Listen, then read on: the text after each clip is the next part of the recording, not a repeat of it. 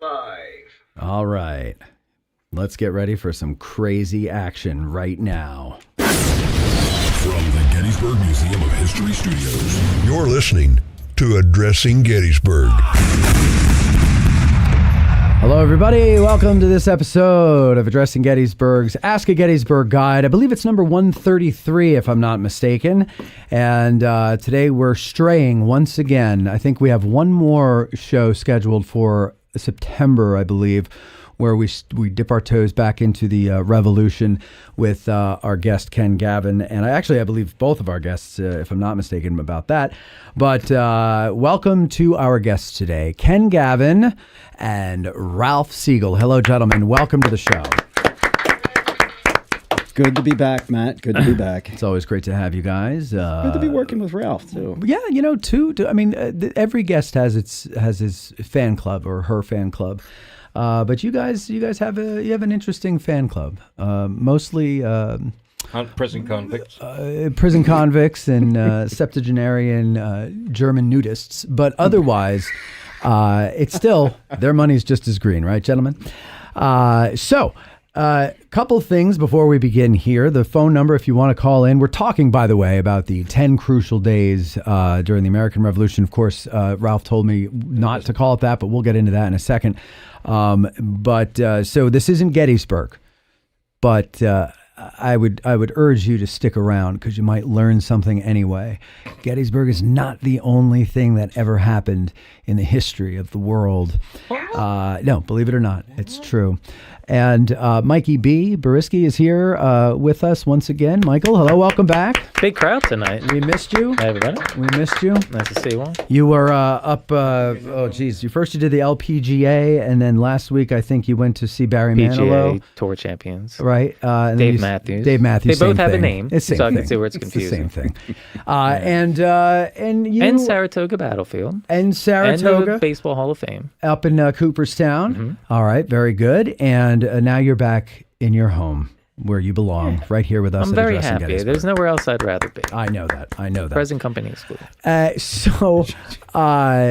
Couple things, folks. Don't forget, 717-420-1978 is the phone number you want to call if you want to ask a Revolutionary War guide or a Gettysburg guide about what we're talking about today. Also, your comments will be read on the air if you do a super chat of $10 or more in the comment section. Mikey will be monitoring that. And first thing before I forget, I have to thank our listener, David Victor, for providing dinner for us tonight from Antica Napoli. Thank you very much, David. And also Elaine McLaughlin for stopping by and dropping off cookies from Gettysburg Cookie Co. So thank you for that as well. Those are so good, by the way. Yeah, they are very good. Wait a minute. I had one of the lemon lavender ones. Did you ever have one of those? Lemon lavender. Mm-hmm. And it is delicious. Did you save any? They're in there. Good. Yeah. Some of us were not informed about cookies. Well, Ralph, maybe next time you should ask. Neither I should walk in and ask if there's cookies, like off the top of my head. If you behave yourself until the break, you can have a cookie. Hello, everybody. Ralph says, "Are there cookies?" That's how it should go. Now, one thing for all of you in the audience there that we hope will be fun is we're going to have a contest. And in this contest, if you win it, you get one of these. These are candles, Mikey B's very own candles from the Gettysburg Candle Company. I'm telling you, you're going to love them. Oh, they really do smell nice. Sorry, allergic reaction. they really do smell. Hyperallergenic candles. Yeah. What did you put? Cat hair in there, Mikey? Oy vey. Matt's allergic to success, if you can't tell from the show. Cyclosporine question, candle scent. That was good, Mike. Thank you. Yeah, I'm glad I wrote that for you. No, but we're going to have a contest. We're going to have a contest. It's a deep contest. We thought about this for a long time today. We did, and it's a great one. Yeah. It is, what number is Ken thinking? So what we're going to do right now is we're going to have Gavin write down. You got a little piece of paper there, Ken? Okay, you got a piece of paper. Let's show everybody it's blank, okay? You're going to write down a number, and then you're going to fold it in half and put it under your laptop. Yep, folks, this is a number between 1 and 365. That's right. 1 in 365. So many possibilities. In the chat, guess your number. Please do one number or I'm going to count them both out. The closest to the number at the break will win Now, Mike, a free candle. is this Price is Right rules, closest without going over, or just No, closest? just closest. Plain old closest. Plain old closest. All right. So And if you there's heard a- it here, If folks. there's a tie, you're both going to win one. If there is a tie, you're both going to win one. Why does that number sound familiar? 365. What is it? That's how many months are in a year. Yes, Ralph. Didn't you know that? Okay, so that's the contest. So, Ken, you got your number written there? Yep. All right. Don't let us see it because I'd like to guess this too and win a candle. Mikey is now holding on to the number. He's looking at it. You found it. You approve? It is a number, It is a number. and it's going inside this sunset Do you little round top. Oh, there you go. Very nice. Very nice. All right. And so now, what was the other thing? Is that's all I wanted to get out at the beginning of the show. So there you go. So what we're going to do after the break is we're going to pick the winner, excuse me, and you will be able to get one of these puppies here. Okay. So now let us get to the revolution, the 10 crucial days. First, Ralph, why not? Why can't we say 10 crucial days? What's up with that? Because I said. It says ask a guide on the screen, doesn't it? That's Asked true. and answered. Asked and answered. Okay. No, really. You can call it, you can make it crucial if you want to, I suppose. Okay, we'll make it crucial because I don't think want to get involved in getting someone upset about anything. But it was known as the 10 Days Campaign. Oh, my Lord. Really since the 1980s. Because of a historian in New Jersey, the late Kel Swan, who developed the concept of the 10 days. Make it crucial, that's fine. But the key issue that he created in the public and the historian's mind is that Washington's Crossing, the Battle of Trenton, the Second Battle of Trenton, and the Battle of Princeton must be understood together. The Civil War nuts out there understand the Battle of Gaines Mills, the Battle of Chickahominy, the Battle of Malvern Hill. These are all taken together in the 7 Days Campaign. Right. It's the same. You don't understand Washington's Crossing unless you understand the Battle of Trenton. You don't understand the Battle of Princeton unless you understand the Second Battle of Trenton, which really morphed into the Battle of Princeton. And so they're more fascinating, in my opinion. I think Ken will agree. And they're easier to comprehend in the concept of looking at them in their entirety. 10 days. Somewhere along it became crucial. Fine. I wasn't involved in that meeting. I wasn't invited to that meeting because I would have said no because I'm a curmudgeon. But nevertheless, the concept is that the famous Washington's Crossing and the famous Battle of Princeton, these events are tied to each other. Okay. And that's the important concept. The use of words is less important. Okay. So we had done an episode with Ken not too long ago. I don't remember which number it is, but it was a few months ago. We did one on Washington's Crossing. Do you remember, Ken, was it cold then? Or was it not at Washington's Crossing when we did the show? Do you remember? I don't remember if it was cold here. Well, I mean, was it when the winter is what I'm saying? Oh, Or I don't know. well, okay. Time has become so relative. I know. you know, It's in this post-COVID lifestyle. Exactly. So anyway, it was a while ago. So just go and search our episodes for that if you want a background, and then come back to this one if you must. And then encourage your friends to watch it and increase your profile That's right. and my profile. That's exactly it. online, please. Yeah. Yes. Many times over. All right. So why don't you just give us a very superficial recap of Washington's Crossing and the First Battle of Trenton, and then pick up from there. Sure. So at a very basic level, what we discussed was we find ourselves at the end of 1776. The latter half of that year has been full of reverses for the Patriot cause, particularly with the New York campaign, with New York falling, Washington losing about, half of his army at that point in time, and Crown forces moving south into New Jersey, beginning to occupy the state through a chain of cantonments that they're going to spread south from Brunswick, moving all the way down to Bordentown. You mean cantonments? We're going to do that again, aren't we? Is that guy yeah, I'm waiting for that comment. For the benefit of the one listener, cantonment, or if you're from where I come from near Philadelphia or Jersey, cantonment will do just fine. But so Washington sees this happening, and during that British occupation of New Jersey, the manner in which Crown forces conduct themselves, they do no favors for their reputation. Right. There's a lot of degradation. There's a lot of cases of sexual violence, of plunder. And it creates, as you get more into December of 76, an atmosphere where New Jersey civilians and New Jersey militia are ripe to sort of rise up. You've got Washington on the Pennsylvania side of the river thinking winter is coming. And, Congress has fled. Philadelphia is in a panic. Congress goes all the way down to Baltimore. Washington's left to think, what do? I've got enlistments expiring at the end of the year. If I sit here and do nothing on the Pennsylvania side of the river, then I'm inviting disaster. My army's going to dissolve. The revolution's going to be over. So he decides initially to make a bold stroke at Trenton. Well, that will morph into this 10 days or 10 crucial days campaign over time. But initially the thought is to strike on Trenton. And he picks Trenton very carefully. He could have looked at all of the cantonments that are out there and said, which one do I pick?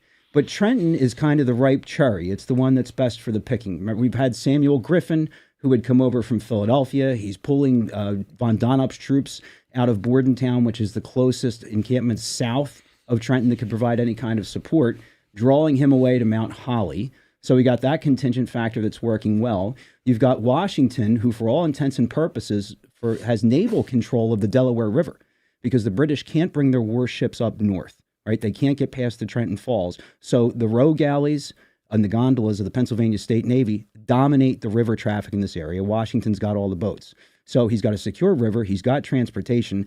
He's got these guys ostensibly till the end of the year. It's time to move. Plans four crossings to go over the river. McConkey's Ferry and Johnson's Ferry on the Jersey side are going to be the bulk of the force that he wants to take across. That's Washington and his people. He's also looking at the Trenton Ferry, where he's hopeful that James Ewing can cross with a bulk of militia. And he's looking at Dunk's Ferry near Bristol, where John Cadwalader is going to be stationed with Colonel Daniel Hitchcock, mixture of Continental forces and of Pennsylvania Associators to cross the river. So Putnam's down in Philadelphia. Maybe he can cross too and cause some diversions. But long story short, as we know with this recap, the weather is awful on Christmas night when Washington wants to cross. He starts much later than he's supposed to. The crossing is a grueling endeavor in the wake of a nor'easter. And the only crossing that is going to make it on Christmas night is going to be Washington's main force at McConkey's. And it's going to take them a really long time to get over. It's going to take between the time they cross the river and the column actually moves towards Trenton. That's a 12-hour endeavor. About 2,400 infantry, but 18 pieces of artillery that Washington's going to bring too, which is a huge amount of artillery for an infantry force of that size in the 18th century. And then his treacherous 9-mile march to Trenton itself. Right? He's going to divide his column when they get to the village of Birmingham, what we know as West Trenton today. We've got John Sullivan, who's going to take the right-hand side on the River Road. And then you've got Washington and Greene with the second half of the army. They're going to take that approach that's sort of coming down the middle or to the left so that Washington can attempt to envelop Trenton from both sides. Right? And as we know from our previous discussion, it is a successful endeavor for the Americans. They do win the Battle of Trenton. They capture close to, 900 Hessian prisoners, and all Hessians here, right? We talked in the past about not all Germanic auxiliaries are Hessians, because they're not all from Hesse-Kassel or Hesse-Hanau. But these guys are Hessians in the Lossberg, Kniphausen, and Rahl regiments. And in addition to that, Washington takes stands of arms. He takes a bunch of supplies. He's got drums. He's got fifes he's going to take from these guys. So at the end of this battle, which kicks off about 8 in the morning and probably is over by 9:30 or so. You've got Washington there in Trenton now at the end of this victory, trying to think about, what am I going to do next now that I've won, right? And that's, I think, sort of where we want to pick up today, the what next, because that eventually gets us into Second Trenton. And the problem that Washington's facing is he's got an exhausted army. These guys haven't slept for over a day and a half. They had a grueling river crossing, 9-mile march. They fight that battle at Trenton is sharp, nasty, hot, fast, and it's intimate. This is a lot of face-to-face combat in that action as well. But now that he's won, what next? Because it's clear that there's been an engagement. There is a British force north at Princeton, 12 miles away. Von Donop ostensibly could get there at some point in time. So Washington certainly, after getting his commanders together, realizes he can't stay in Trenton. He's got to get back over to the Pennsylvania side of the river with his prisoners and all of the booty that he's captured there. The easy thing to do would be obviously to cross back over, at Trenton if you could. But he can't do that for the same reason that James Ewing never makes it across. There's too much ice there. So you got a 9-mile march back the way you came, with your prisoners, recross the river under difficult conditions, and get everybody on the Pennsylvania shore. Annie Potts isn't involved in this one. Annie Potts is not, but Stacy Potts. Stacy Potts, her sister. The Stacy Potts, it's a boy. So Her brother. Setting that situation, Ken, how big is the Continental Army at that point? How big is Washington's total force? Because like you said, they have almost 1,000 prisoners, which is a lot. Right. To move, to handle, to protect, to feed. It's certainly no easy task. He takes about 24 or 2,500 with him to Trenton. So, you're picking up, 30 to 40% of your force and tacking them on there. And then you got to cross these guys, too. Right, that's what I was saying. The crossing was long enough with just his force. Yeah, right. So when you get back, that crossing is going to be absolutely, horrendous. John Greenwood, who was a 16-year-old from Massachusetts, he's a fifer, leaves a great account of his service during the war. He says the weather is really no better when they're trying to cross back to PA than when they went the first time. Greenwood says they are in a boat with Hessian prisoners he's guarding, and that the boat is knee-deep in rain and snow, and that some of the poor fellows were so cold that their underjaws quivered like an aspen leaf. And Elijah Bostwick, who is a lieutenant from New England, he's from Connecticut, talks about the ice and how they're trying to push the boats across to Pennsylvania, but the ice is congealing to the sides of the boats and pushing them downstream. So he says the ice continually stuck to the boats, driving them downstream. The boatmen endeavored to clear the ice, pounded the boat, and stamping with their feet, beckoned to the prisoners to do the same.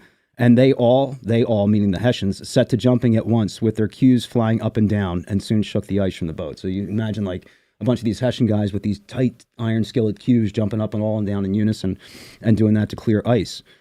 Though they're lucky. Some of these prisoners, like Andreas Wiederholt is another one. Wiederholt tells us that he had to get out of the boat when they were like 70 feet from the Pennsylvania shore, and he and the other Hessians are tasked with breaking the ice path just to get these guys back to PA. That's something I never thought about, is the weight that it would add to the boat, just attaching itself to the boat, and you've got to shake yourself from it. So so moving on. Yeah. Unless you had a follow-up there. Okay. All right, so go ahead. Now, so one of the things I think we mentioned, and forgive me if you mentioned it here, I might have been reading the comments at the point, but Washington's army, he's running into a problem with enlistments expiring on January 1st, correct? Yep. So this is a big problem for him. It's a huge problem for him, but he also has to think about, once he gets these guys back to Pennsylvania, it's a great victory. It's a great moment for the American cause, but it's not going to end the war. No. Right? And it's what next is what he's thinking. And that sort of leads us towards Second Trenton. On December 27th, Washington is on the Pennsylvania side of the river at the Widow Morris's house, which is his headquarters. And as he often does, calls a council of war to talk about what are we going to do? And as he's thinking about what we're going to do, he gets an unexpected messenger that arrives at headquarters that delivers him a note from Colonel John Cadwalader. And if you remember, Cadwalader and Hitchcock together are the force that's over at Dunk's Ferry near Bristol and couldn't make it across on Christmas night. Well, Cadwalader went across. So Cadwalader is sending this message that he is now in Burlington, New Jersey, south of Trenton, with 1,800 men. And he's not coming back over the river because his men, his Pennsylvania associators, say, we're not going back, we're here to fight. So now this is not just a council of war to discuss what might be possible. This is now an emergency meeting because Washington's got 1,800 guys on the other side of the river, and they've got their ass hanging in the air. Yeah. So he's got to go back over, right? Interesting. He has to get back over there and see if he can cooperate with Cadwalader in some way to effectualize some sort of blow against the crown. And for me, and I welcome Ralph to chime in here at any moment, for me, when Washington decides to move over that river and make another stroke, that's when this changes from a quick strike operation to a concerted campaign. Yeah. Because in the final days of December, Washington is frantically scrambling for supplies and for money. And he's frequently corresponding with Robert Morris in Philadelphia to get as much food, blankets, clothing, and money as possible up to the main army. Washington's also conscious, Matt, of that fact that you said that most of his army enlistments are set to expire at the end of the year. The money is going to be utilized as an enticement to try to keep guys on. Okay. If not, for another 5 to 6 weeks so that some sort of campaign can be waged. I want to say that I seem to remember by this point his army is down to what, around 3,000, 2,500, 3,000, something like that. Is that right? Well, funds are fungible, numbers are fungible. Sure. I mean, you're talking about main Continental forces. He has 2,400 under his command. But, Cadwalader and Hitchcock combined, those are Continental regulars, plus Pennsylvania Associators is 1,800. Ewing's got another 700 to 800. There are forces in aggregate where he could get as strong as maybe 7,500 men, which is what he's going to do towards Second Trenton or the Battle of Assunpink Creek. The one other thing I want to make really clear about the word campaign and concerted campaign, there are some interesting quotes I think that are often overlooked. When Washington makes the decision on December 27th that he's going back across that river and he's going to fight again, he's not just preparing men within his own vicinity or scope of command. He's sending letters to Continental officers at Morristown to tell them he's getting ready to go back into the Jerseys. And he asks them to cooperate with the Jersey militia in the northern portion of the state, or eastern Jersey, to harass the enemy flanks and rear. He's also talking to militia officers in West Jersey and Pennsylvania, putting them on alert. He even goes so far as to send a letter to William Heath, General William Heath, who's at Peekskill, New York, to assemble the eastern militia from Connecticut and Massachusetts to lead them into action as soon as the season's going to admit.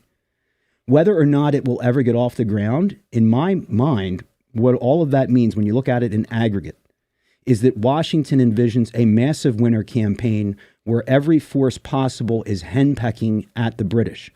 And while, Heath at Peekskill might seem a little weird at first with mobilizing Massachusetts and Connecticut militia, think about who's in Rhode Island, right? Because at the end of the New York campaign, when the Howe brothers are debating things and Henry Clinton is a pain in their ass, they send Clinton to Newport as an infantry screen for Lord Howe's naval fleet, which is going to go up there for a deep water port that's not going to freeze. Which means I think he's suggesting to Heath, if you can do anything in New England to get at Newport, do it. Does the campaign ever expand to that scale? No, of course it doesn't. But it shows you the thought process that he's got. Let's try to give it our all on every front. It's not just relegated to this portion of New Jersey in his mind. How many British troops are in New Jersey at this point, roughly? It's about 8,000, Ralph.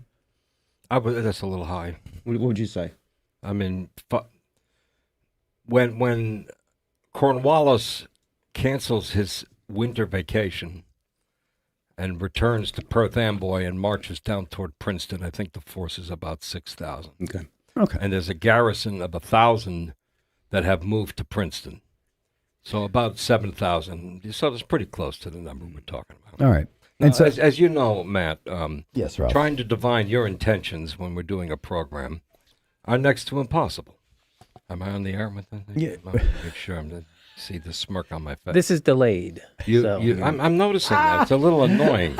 Yeah. Look, if you want to look at yourself, look up there. That's real time. Likewise, it's just as impossible or difficult for historians to divine the intentions of George Washington. Now, Ken Gavin is a Revolutionary War historian. Right. And I am not.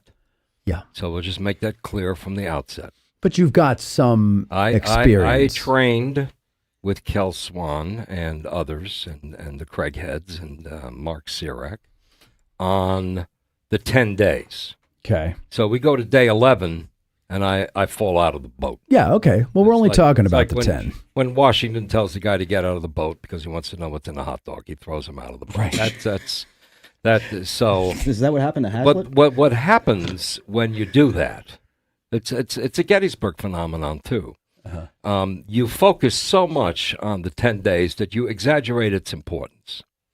And I'll have people on my Trenton tours saying, is Trenton the most important battle of the war? And I said, well, of course it is. And I said, well, why are you saying that? I said, because we're here. And clearly it's not. Right, but it is. What I like to describe the 10 days is that was where the candle almost blew out. Yeah. And at the end of the 10 days, so let me throw in a couple of reading the general's mind that where Ken and I may part ways. This being said, because I think the 10 days is of exaggerated importance because that's my narrow focus. Okay. Washington got his face punched and his bloody lip in New York. Mm-hmm.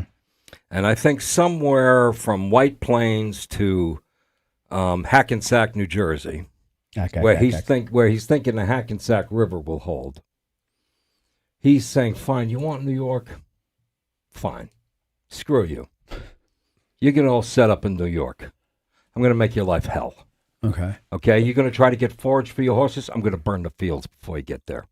You come over on horses, I'm going to have my marksmen shoot the horses. Not the officers, the horses. Okay? The British will end up, of course, cooking and eating their horses in Manhattan, so there's that. The Petite Guerre, we'll call it, the next 6 months or so, the guerrilla war. Washington has that in mind. So he thinks the Hackensack will hold. Cornwallis crosses, pushes him back to the Raritan. You know New Jersey. He thinks the Raritan hold. The Raritan will not hold. They get flanked. They fall back. Delaware is the river that will hold him. Yeah. So he gets across to Delaware, gets himself to Newtown. The Delaware makes an elbow bend, so he's able to protect the approaches centered in Newtown. If the British are attempting to cross the river at any point, he can move his force to Newtown. To meet them. Part of Washington's crossing, what do they call it in Pennsylvania? It's not historic, but whatever they call it. Because it's a state park in Jersey. It's an historic park in PA. They call it okay. Yeah. Part of it is this hill that everybody likes to go up called Bowman's Hill, right near New Hope. Has a big stone tower. Stone tower wasn't there. Okay. Cavalry was there. And from that spot, they can see all the 7 or 8 ferry river crossings on the Delaware. Really? And the idea is, if the British are assaulting any of the ferry crossings, guards will light a fire, and they can see it from Bowman's Hill. Okay. And they'll ride to Newtown and tell Washington they're moving on Bristol. They're moving on Trenton Falls. They're moving on Coryell. They're moving somewhere, and he can concentrate his force to protect the crossing. And so that's why that's part of the park. There's a tower there now, and there's also a cemetery where people, and that's all soldiers who died of disease in that cemetery. So there's Washington holding. The Delaware River is going to hold. Now what? Washington wants to be in Morristown.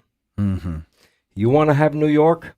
I want to sit on the plateau. Morristown sits above the Watchung Mountains on a plateau. What do you call them? The Watchung Mountains, Watchung Mountains, depends which part of Montclair you're from. Watchung, yeah. You know, and the short hills is the break in the mountains. The short to hill is how we say it up there. The mall is there. Yep. And his goal is, fine, you want New York? Yeah. I'm going to surround you. That's his goal. That's his strategic vision. Okay. I'm in Newtown. It's nice here, you know. A lot of nice restaurants and so forth. Yeah. But I want to be in Morristown, and I want to hem him in. And it is what he will accomplish, and it's where he spends most of the war. Okay, yes. But how do I get there? How am I going to move my force north to the Morristown Plateau? The Trenton garrison, the 3 regiments under Johann Rall, would be in my rear. If I'm moving north through Princetown and Kingstown and up to Rocky Hill and up to Pluckerman and to Morristown, I can't have this garrison in my rear. Right. I got to take them out first. Right. That's the Battle of Trenton. Okay. Get that piece off the board so that I can move my force to Morristown, which is where I want to be. All right. And what I'll tell people when I do the tours is that at the beginning of the 10 days campaign, there is an enormous question as to whether George Washington is the commander of this, is the right commander for the Army.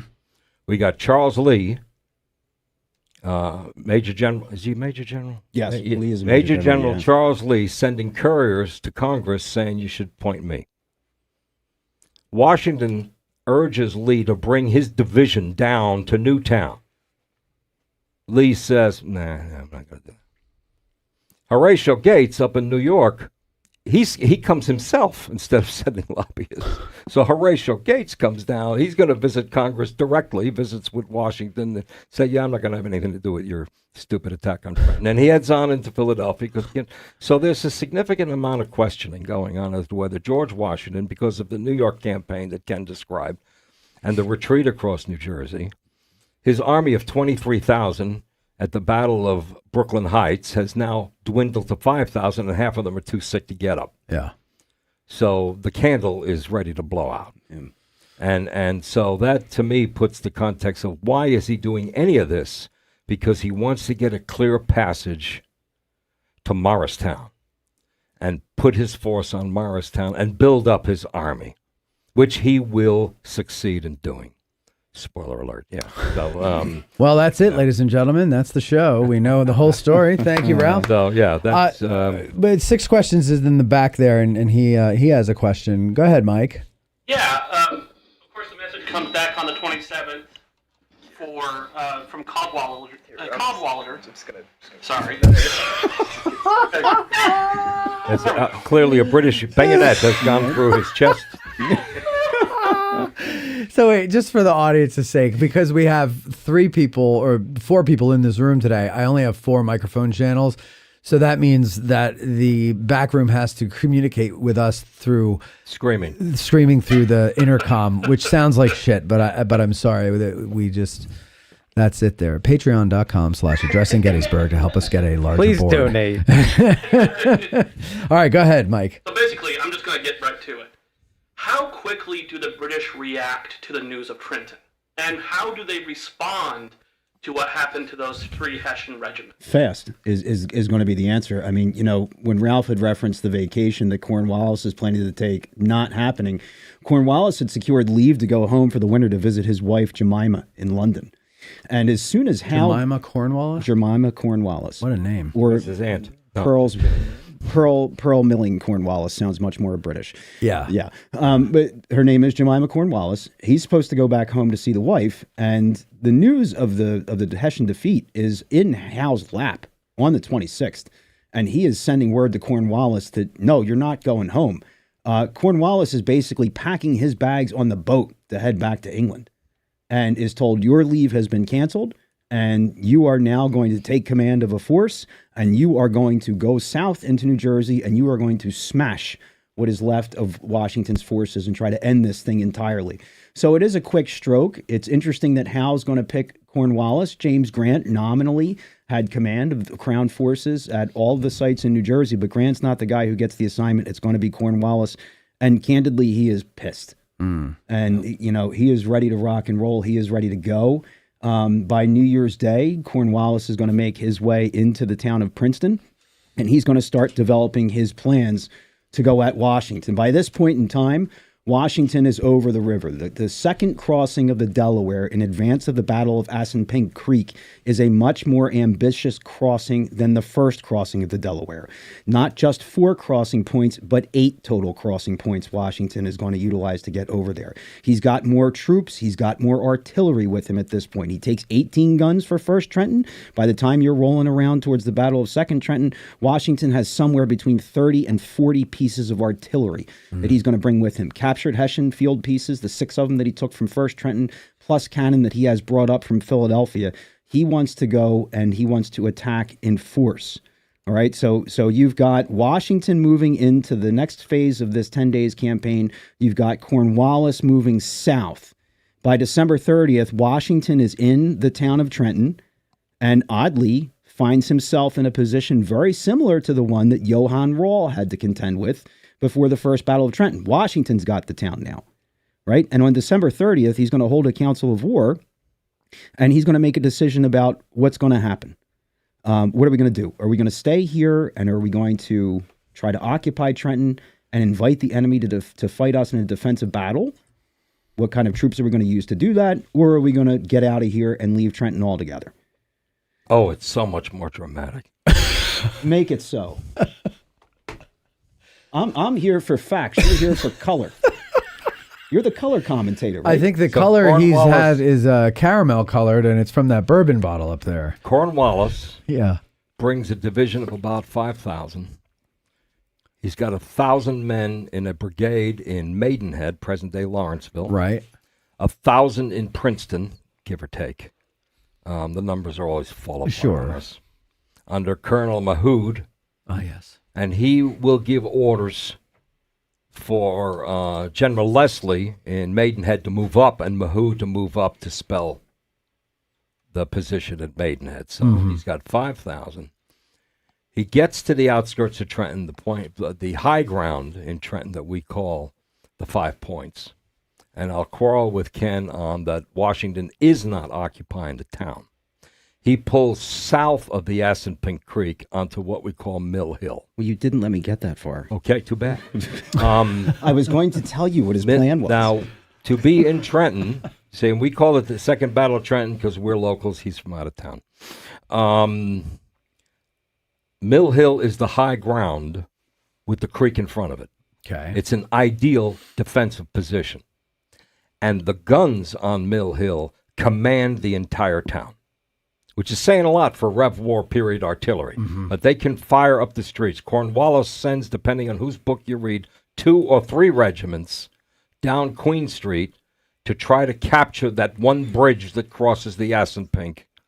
Washington himself is on horseback on the bridge, Okay. encouraging the men to hold. The river there fans out into an estuary into the Delaware River, and men in Daniel Hitchcock's brigade will say they see redcoat bodies washing out into the Delaware River from the bridge that are falling off the bridge. To this day, we don't have an account of casualties in that fight because the British don't like to give reports of fights that they get their asses kicked. Right. He pulls all the way back up half a mile away. So there's a half a mile gap to get away from the American cannon. So Cornwallis is camped on the old King's Highway, north and east of the town. The town is kind of unoccupied. The cannons are on the south side. And this is where a back road that's been explored all day long by Brigadier General, how did I just... While he's doing that, Sinclair. Arthur Sinclair. Arthur Sinclair. What I was going to say was when Washington's thinking about things on the 30th is, and this is just going to be my opinion here, which most of this is, unless I'm quoting or saying this is a fact. He does what I think Rawls should have done in the first Battle of Trenton. Is Rawls, even in a confused state, should have had someone go check that bridge over the Assunpink to the south. Because when Rawls gets hit, and even after he gets out of his quarters and tries to organize those 3 regiments which are already forming, the bridge to the south is still open. And had Rawls crossed that bridge and fought a defensive battle instead of being hard-headed and trying to smash the Americans, that could have had a very different outcome. You get onto the top, if you go down there, even today, you see there is a deep ravine where the Assunpink Creek flows. So you've got a natural moat. You've got a steep wall leading up to perfect ground for entrenchments. Behind that, you have a second tier with a perfect glacis for artillery. If you occupy that space as a defensive infantry force with good artillery behind you, and Washington's got a lot of it, your left flank is secured by the Delaware River. Your right flank is secured by swampy ground. There's a couple of fords that they might be able to get to, but it's questionable marshy area. And Washington, when he decides to fight this defensive battle here that Ralph's been explaining a little bit, he puts not only his infantry on the hill, but all that artillery is up there. And at the most vulnerable points, the bridge and the 2 fords, the guns have interlocking fields of fire, which are going to make that fortress almost impregnable against assaults. And that's what Ralph is talking about. Okay. So after these 3 or 2 regiments assault, Cornwallis calls it a day. Sun is setting. It's damn cold. Roads are freezing. Cornwallis camps in. And I had a chance to attend a conference. A long time ago. I'm so old. At the Gouverneur Morris Conference Center in Morristown, yeah, sure. where the late Thomas Fleming was one of the panelists.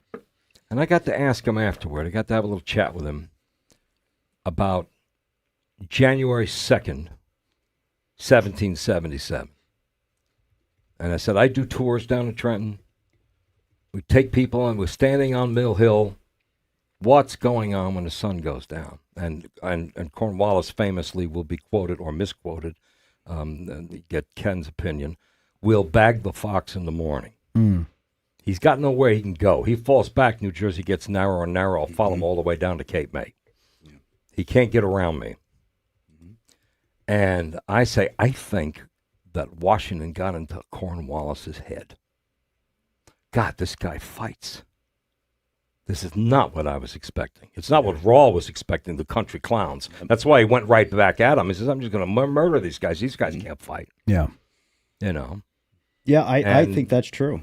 And Thomas Fleming agreed. He says, yeah, Cornwallis, he lost a little bit of spine. This guy's a bit of a fighter.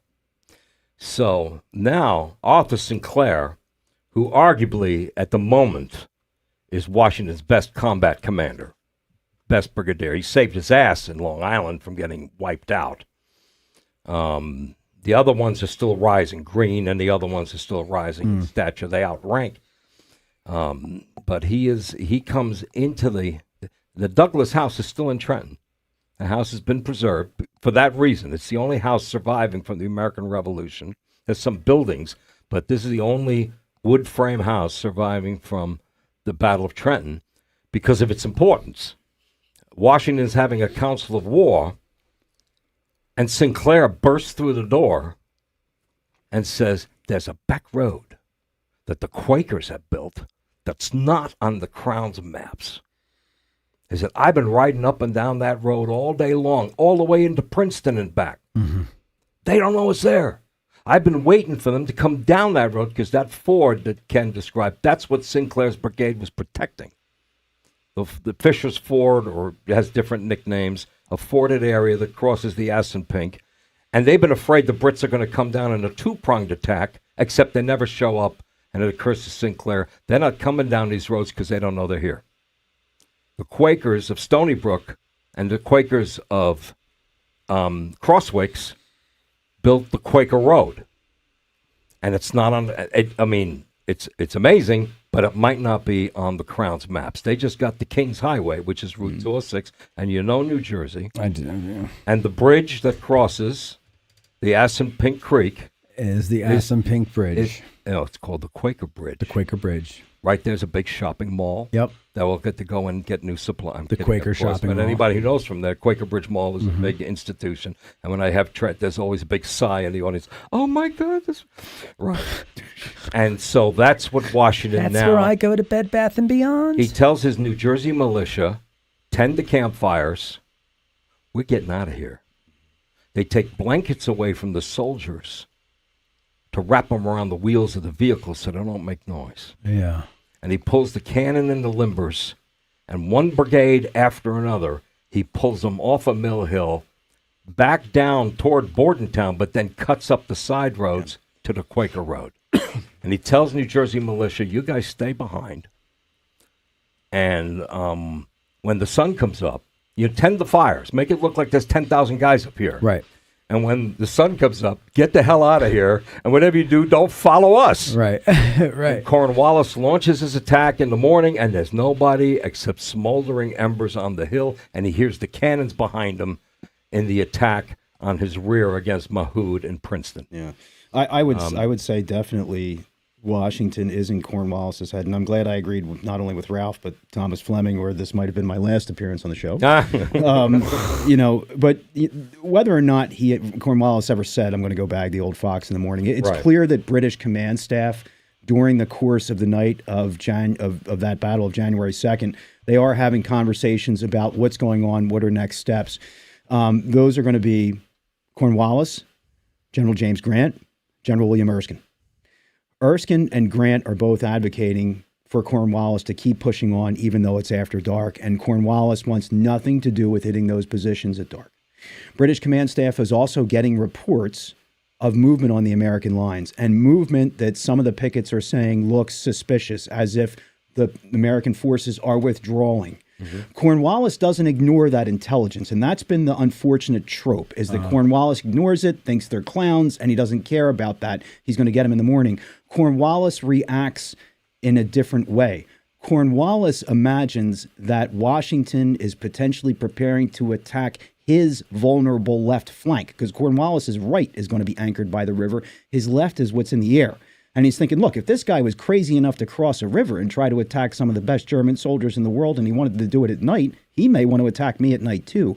So Cornwallis spends a large portion of that night shifting troops around on his line to reinforce his left and to prevent a surprise attack either at night or at daybreak. He's not ignoring it. He's just reacting in a way that it's not what Washington's true intentions are. When we talked earlier about, is this the vital moment of the revolution? For me, it's hard to say that any one moment is the most vital because there's all contingency, right? Everything depends on one another. But some of the Continental veterans of this 10 days campaign, what they certainly saw as the defining moment of the campaign was the Battle of Assunpink Creek or Second Trenton, whatever the hell you want to call it. I want you to imagine, if you've been to Trenton before, we've got the second battle. Washington's on the heights above the Assunpink. He's at the bottom of the bowl. He can look up to the top of the bowl and see Cornwallis up there. They can see each other. It's open. There's only about 100 structures in Trenton at the time of the American Revolution. It's hard to imagine. Right?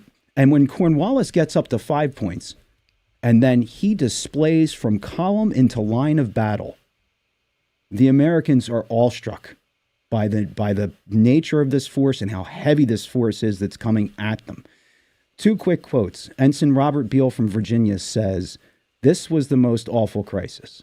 No possible chance of us crossing the river, ice as large as houses floating down, no retreat to the mountains, the British between us and them." And Major James Wilkinson, "If there ever was a crisis in the affairs of the Revolution, this was the moment. 30 minutes would have sufficed to bring the two armies into contact. 30 more would have decided the combat, and, covered with woe, Columbia might have wept the loss of her beloved chief and most valorous sons."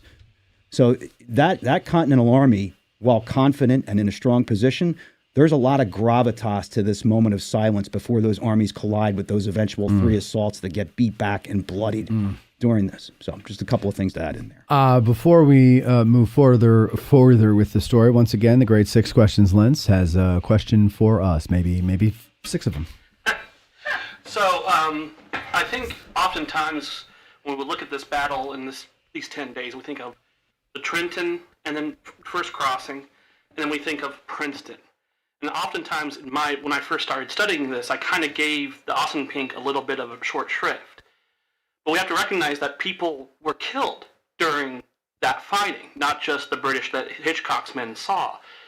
Ken, can you talk about a Presbyterian minister who was serving with the Americans?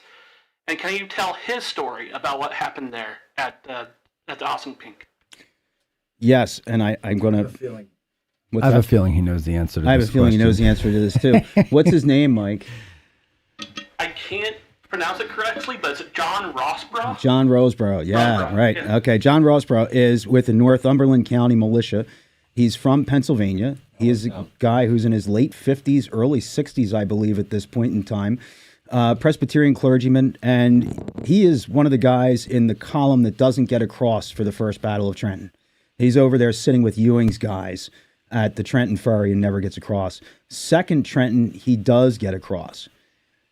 As Cornwallis is moving through the town, Rosborough finds himself inside a tavern as the British forces are beginning to sweep away Edward Hand's men from street to street, house to house. Rosborough sticks his head outside. He's in the wrong place at the wrong time, and he's captured. And he's stripped of his clothing, completely naked in the street, and summarily executed by the British and left there in the snow, naked, bleeding, and dead. Huh. Cornwallis really didn't want to take any prisoners. And he says that. The Hessians don't want to take prisoners. Cornwallis doesn't want to take prisoners. This is a shock and awe moment for Cornwallis. He wants to bring the hammer on the anvil hard, fast, heavy. If he can't destroy Washington's army completely, he wants to scatter it, and any of those survivors, he wants to make sure that they never want to take up arms against the crown again. And I do think it's not just Washington getting into Cornwallis's head. I think, and this is an opinion, all right, you got to think about human emotion. This is a guy who was madly in love with his wife, hasn't seen her in months, fought hard campaigning, was this close to getting home. And these asshole Continentals screwed it up for him. How willing are you going to be to show mercy to those people? There is a tinge of emotion that's involved with the way that Cornwallis conducts himself during this campaign as well. And also, how much of it is the history of that New York campaign of getting away? Of how many times are they going to let him get away? So this is Cornwallis's chance to be the one that finally bags. I know you use the phrase, but there's a reason for it. Washington has been an escape artist. Despite defeats, he has been an escape artist. Yeah. They actually think he's gone, I think. I think they think it's over. They just have to capture Congress. They've chased Washington. His army has fallen to pieces. I think the big surprise is that they're even in the field anymore. Never mind able to execute a victory. So this isn't shaking British confidence in any way? I think the campaign does, yeah. Yeah? Ken, you look like you were going to say no. Oh, when it's over. Confidence is definitely shaken when it's over. I mean, and there is nothing but a cataract of blame games that are taking place. When news of this campaign in sum toto and these 3 American victories that are going to take place get back overseas, ministers in London can't blame each other fast enough. Yeah. The public, especially those of the Whig persuasion who think that this war is a travesty to begin with, because let's remember that factor too. When we're looking at Whigs and Tories in Britain, the Whigs in the first half of this war before French involvement are saying, what the hell is wrong with you people? You're crazy. We fought this giant war against France and Spain to make North America ours.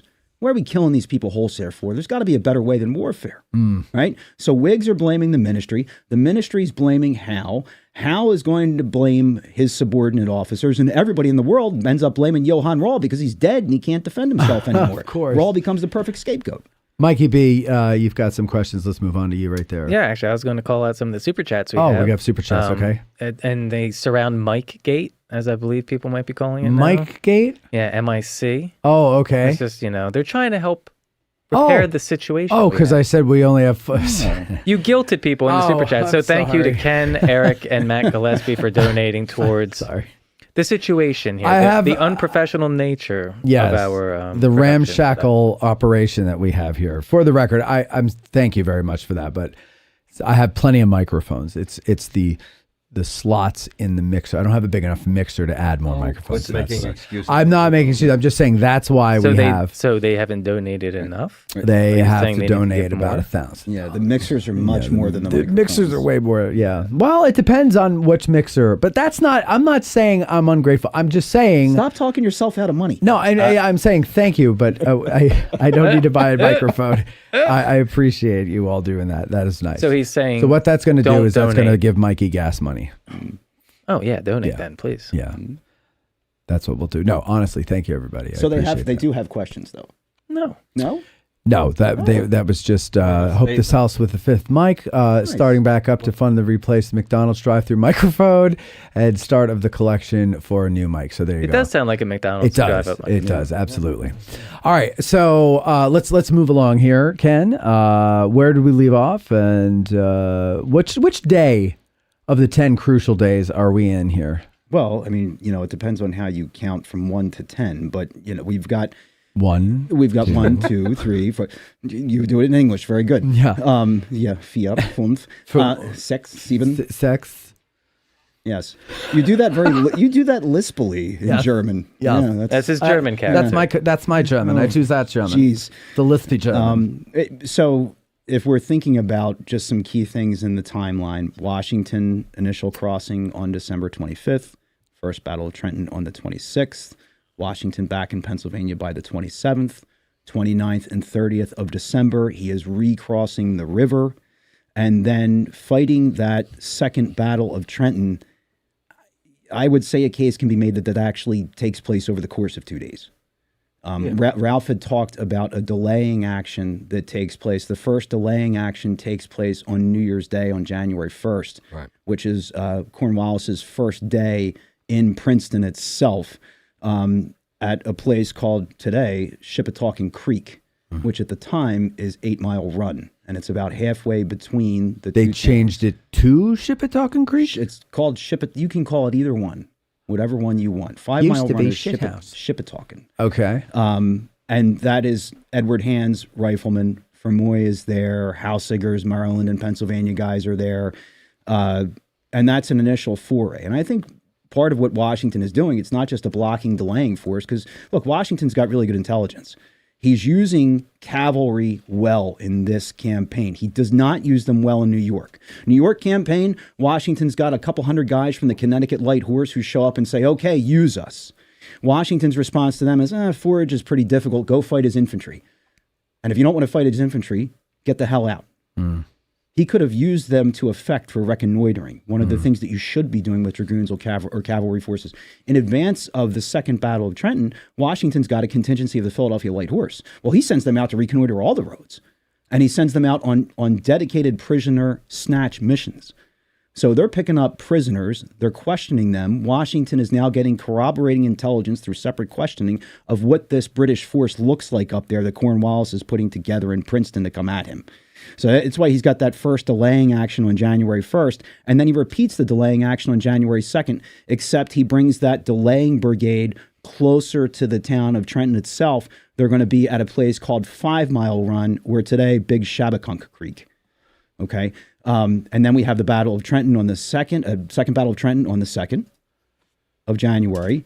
March from Trenton to Princeton on the back roads that Ralph was talking about on the night of January 2nd into the morning of January 3rd, and then that tees you up for the Battle of Princeton on the 3rd of January. So there's a quick timeline recap for you. Okay. So for local people in New Jersey, I don't think you have, your listeners are ranging from Australia to Beijing. To Beijing, absolutely. But those two creek sites are marked off by Rider University and Notre Dame High School. So now you know. Okay. Right, and there are little signs along the road marking those creek crossings, because you wouldn't know you're crossing a creek because there's a sewer pipe under the road. Right. But those are the crossing sites. We're proud of the one at Rider University, my alma mater, because Rider University, the slogan of the university is "We slow everyone down." And so they succeeded in slowing down the British as well. That's why it took my cousin 8 years to get a It 4-year actually degree was a history from there. professor at Rider who ran around and got the money to put those stupid little signs. They're not stupid. They're not stupid, They're Ralph. tiny. Right. Well, the problem is if you try to see them from the car, you're going to get Crash, killed. yeah. You have to park and walk over and read them Right, because they're about the size of the sign on your wall. Yeah. There's an art to sign making. Yes, and they didn't know And it. they didn't know it, right. But there are signs there marking these two creek crossings. What they are doing, to use Gettysburg language, Okay. is they're pulling a Buford. Mm-hmm. Deploy, shoot, and how do the British react when someone shoots at them? To this day and right through World War II, they have a meeting. So they stop, they have a meeting, everyone gets together, someone heats up some tea, they're ready to advance, and guess what? The guys at the creek have left. They're at the next creek. So they are not only assessing what's in front of them, there are two things they're doing. Ken's right. Their intel is two-pronged. Number one, how much is coming? And number two, are they spreading out? Because these guys have been in Pennington before. They've been on the Pennington Road. They raped and pillaged in Pennington and Hopewell. And we're still not completely positive that Sinclair's right about the back roads that the British don't know about. Mm-hmm. Maybe they do. Mm-hmm. So part of the delaying action was also to see if they got 3 columns coming toward them instead of just one. And what Washington will do then, up on Mill Hill, is he makes remember, and Ken and I may part ways on this, and that's what's going to happen. Morristown's the goal. Morristown's the goal. I don't care that I'm on Mill Hill. I don't care that he's going to attack me in the morning. And I think, by the way, he could have handled them.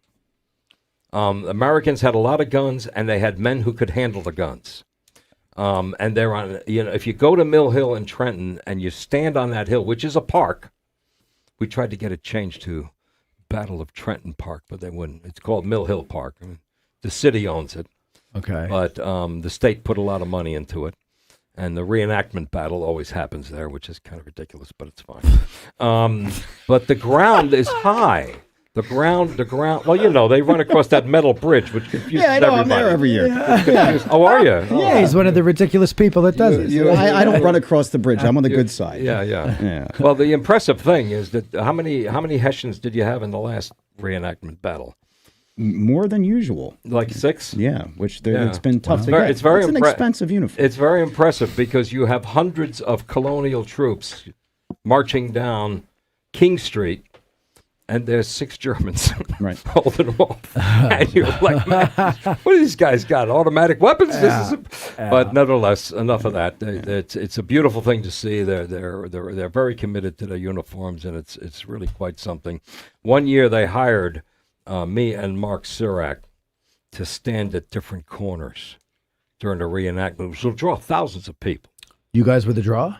No, we're at the street corners with little yellow flags. Oh, So that the thousands of customers we can explain to them what's going on. right. And this is a reenactment. So the front column marches, they stand, they level, they fire. Then they move off to the left, and the next column moves up because it's their turn, and they get to fire. And the Germans are lying down and getting up and lying down, and people will walk, what's going on now? We say, we have no idea. I don't know what they're doing.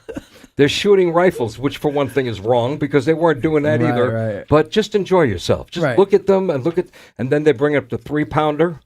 They're grasshoppers, right? The ones they have at the reenactment, the little ones. Yeah, 1.5 or 2 is a grasshoppers. All right. What did they do? They fire the cannon and all the car alarms go off in the city from the vibration. So now the whole city's going. It's a great time had by all. What do Well, grasshoppers? no. Like, okay. Well, you know what? We'll do another show another day about ordnance and They're artillery. small. Grasshoppers were cannon that was small enough for the men to manhandle. without Yeah, the no, help I of understand the that. But like, what's a 1-pounder going to do? And at that point, did they have exploding rounds or were they just solid shots? But I don't want to get into that at this point. Then we won't. We'll get into that later. It's a brilliant question. But it is a brilliant question. But we don't have time for that. I will just say, too, about that march, that night march that they're going to make from Trenton to Princeton.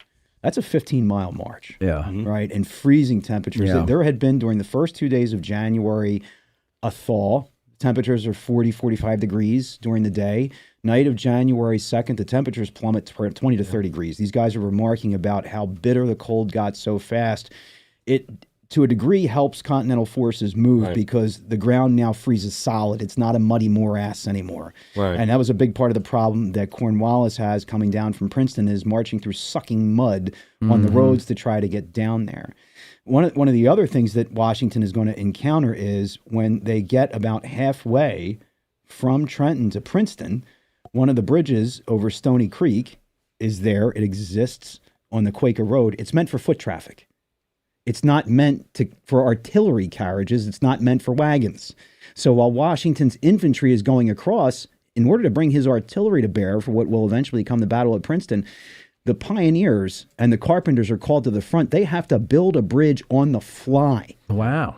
And that bridge is constructed in under 2 hours to get the artillery and the wagons across the creek. And a lot of people don't think about that fact, but I think that is remarkable that they're able to accomplish that. What, they just chop down a bunch of trees and make a bridge real quick? Or like, what did they do? Yeah. Essentially, they make rafts. And a World War II engineer would recognize it as the precursor of a pontoon bridge. Oh, okay. So they threw rafts into the creek, and then they put bridge lines over the rafts, and they still had 2 cannon fall into the water. Yeah. And to Can't make win it 'em all. matters worse, the road from the Queens Road to the Quaker Road is a brand new, carved out of the wilderness path that still has tree stumps in it. Yeah. So these guys are actually chopping at tree stumps because they don't think the wagons can get by. Yeah. And it is part of when I tell that story, and I'm partial to the artillery. I still am. It's just a thing. I'm shocked. Those guys crossed the river in 3 hours on Christmas Day. They cross in 3 hours, and they're standing there at the fire, turning round and round, and then my back freezes and all these accounts we have. Just Because he's bringing all of those guns over. Now, the soldiers cross in these Durham boats, which you can fit like 70 guys in these monsters. The Durham boats, I have a picture here. I don't know if we can show a picture on the show, but I have a picture here of the crossing when it happens. Oh, Jesus. No, I mean, oh my God, Ralph! What kind of picture book did you bring? Everyone's a goddamn Unsighted maps. Here are the reenactors in a Durham boat. Okay? Move it closer to the camera Look there. how big that thing is. Yeah. Right? Yep. See, although Ken's in there somewhere. There's Yeah. Ken. I see him. Yeah. Yep. You see that? He's the one they're about to toss. Yeah. That's his foot sticking out of the water. Do you see how big and impressive this boat is? Yeah, It's- no, they're huge. It's 75% the right size. The Durham boats were 25% bigger. These Oh, boats are really? built to this size so they fit in the barn. Oh. Yeah. So they're even bigger. Wow. So when they look at the painting and they say that's Yeah. ridiculous, who's standing in the boat? They're all standing in the boat. Yeah. First of all, there's 3 inches of slush in the bottom. These are coal. These are iron ore transport boats. They're enormous. They also can't fit a cannon. Not slush, meaning The sleet storm. That kind of slush. Yeah. Okay. What's the other kind of slush? I thought that was also a term with like smelting or something, but I don't think that's correct. Slag. There you go. Oh, this is real life slush. Yeah, right. So, slush from the sky. The cannon are being brought over on the ferry boats, which are flat, basically. I mean, not Yeah, you to can say put your car on it. Yeah, one car. Uh-huh. And they're probably, Ken may have a thought on this, they're probably, because the people who taught us about this, no one's sure, but we think they're parabola ferry boats. A parabola ferry boat is go up in attached the on air. a cable. Oh, yes. And when everybody gets on at the McConkey house, which is still there, they just let the boat go downstream. Off it goes on the cable. And when it gets halfway across the river, the oxen or draft horses on the other side pull the cable tight, and that's how to pull it. Oh, well, yeah, picture that in the snow, in the rain, with ice blocks. It's going to take forever. So these guys are standing on the shore, freezing their asses off, while Washington's bringing over 18 cannon for God knows why. Right. What's the guy doing? Yeah. And he's doing as well. Leave him behind on the march toward Princeton. They're stopping. You know, General, I have no trouble walking around this tree stump. I really don't. The men can get around the stump. There's enough room on the road. Yes, but the guns can't. Chop out that stump. What do I think? Do I look like I have a chainsaw with me? And so these guys are whacking away, pulling stumps out of the ground to move the cannon. Uh-huh. Why? What is so important about the cannon? You need them. What I'll tell people on my battle walks and at Princeton as well, as I say, Washington, I'm of the opinion, and Washington, I think, is of the opinion that his men cannot beat the Germans and they cannot beat the British on a fair field of battle. His men are not up to it. Yeah, sure. His entire strategy, his tactics, are to deprive the enemy of a fair field of battle. In the high ground. How do you do that? High ground, artillery crossfire. He has artillery firing in 3 directions on the main streets in Trenton. The great thing about Detroit, people say, you do battlefield tours in Trenton? The streets are exactly the same. The buildings have all grown up, but the main streets that the battle occurred on, the same geography, the same slope, they're there. And I'll take artillery. I had a tour 3 or 4 years ago. A sergeant from Fort Dix came on the tour and then called me, and he says he's got training officers coming up from Fort Sill, artillery officers, and they wanted to do Trenton. I said, serious? Okay, yeah, because I normally didn't do tours. I still lived in New Jersey at the time. I met these guys at the 5 Points, the slope of ground on King and Queen Streets. These guys got weak in the knees. They said, this is the best field of fire I've ever seen on a Revolutionary War battlefield. You get cannons up to the 5 Points, you command the town. I think Washington saw that, which is why he's dragging 18 cannon, and his men are like scratching their heads saying, the sooner we get rid of this knucklehead, the better. We were supposed to be attacking Trenton at dawn, and we're standing here waiting for them to get these cannons across one at a time on these goofy ferry boats. And the same thing in Princeton, he's advancing with his cannon. I've got to have my artillery up front, not in the back. They have to be part of the fight. And then when they finally get to Princeton, you know, why somebody hasn't made a movie out of this. It's just the most amazing battle. It's such a dramatic scene. I should send a note to Christopher Nolan. Now he's done plowing around the Aegean Sea. Right. The Battle of Princeton, you know, the British are on their way to Maidenhead. They go up a hill called what's the name? Worth's Mill is the name of the mill. What's the name of the hill? Mercer. No, there's a hill. There's a hill. Are you talking about? It's where Josna Princeton? Polana, the golf course, is today. The old Robert Wood Johnson golf course. He gave all the money to his Polish girlfriend. That's the estate up there. Okay. And the hill escapes me right now, but Mahood is heading toward Maidenhead, toward Lawrenceville, and one of his officers looks back and sees Americans crossing the fields at the Clark Farms. And he gets the colonel, hey, you look at this. These guys are behind us, for Pete's sake. Right. And Mahood's like, well, this wasn't supposed to happen. So now he turns around and he heads back to Nassau Hall. And he gets in the area where the governor's mansion is, the Drumthwacket, and that's where the woods end.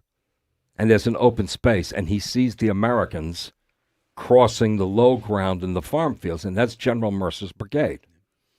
And he lines up his 2 regiments, or regiment and a half, depending on whose book you're reading, and they go at him. And what they do not know is that behind the ridge leading into Frog Hollow, the entire army is moving out of sight toward Princeton. Mercer's just the front brigade. Mahood doesn't know this. Yeah. And he attacks right into a bowl, massacres Mercer's men. One of the New Jersey artillerymen is literally pinned to his gun carriage by a bayonet. Mercer is stabbed multiple times. I don't know if Ken would agree, there are medium credibility accounts that the British soldiers think he's actually Washington. And that they're getting George Washington. And they capture Mercer's men, they capture the middle ground, and all of a sudden, out of nowhere, one of these gun batteries starts shooting at him from the top of the ridge. And there's a big WTF moment, like, where did that come from? And it's Captain Joseph Mulder, who's 62. And one brigade after another suddenly lines up on, well, the first brigade that lines up are Cadwallader's Philadelphia Associators. Right. Are we at Princeton? We're at Princeton. We're at Princeton. It's Okay. Princeton. Gotcha. And Washington sees that he needs, like Hancock with the 1st Minnesota, he needs 5 minutes. And he leads a charge of these Philadelphia Associators, these Philadelphia volunteers, which the debate between historians can rage as to whether they know how to load their firearms or not. Right. Well, they are from Philadelphia. Down the slope to disrupt Mahood's move. If Mahood keeps moving forward, he's going to cut the Continental Army in half, except that he doesn't know it. He's got to break momentum. Right? And then when Sinclair and Sterling and Hitchcock, one at a time, their brigades turn around and come back, and they form on the top of this bowl, and all of a sudden Mahood's on the bottom of this bowl looking up, and there's like 2,500 soldiers all around him, and it's a bloodfest. They just charge on the bayonet. It's a true meeting engagement. Yeah. In that there is very little screening force. When Mahood is leaving Princeton to go towards Trenton, ostensibly he is going to reinforce Cornwallis for the attack on the next day. With Mahood's a temporary brigade commander. He's got 3 regiments in full under his charge: the 17th, 40th, and 55th of Foot.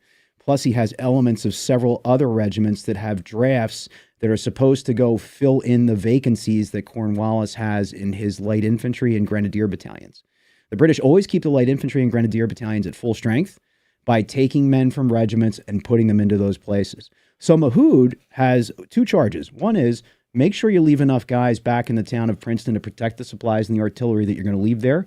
The rest is take a load of troops, guns, and supplies and get your rear end to Trenton to help me smash Washington.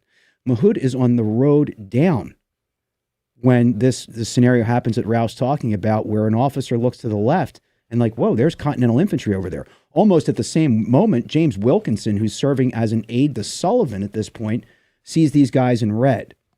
Mahood makes a decision to send part of the 55th of Foot back into Princeton to guard the supplies and start getting them off. And then that's when he decides on his own recognizance to turn and face whatever Continental force is coming at him.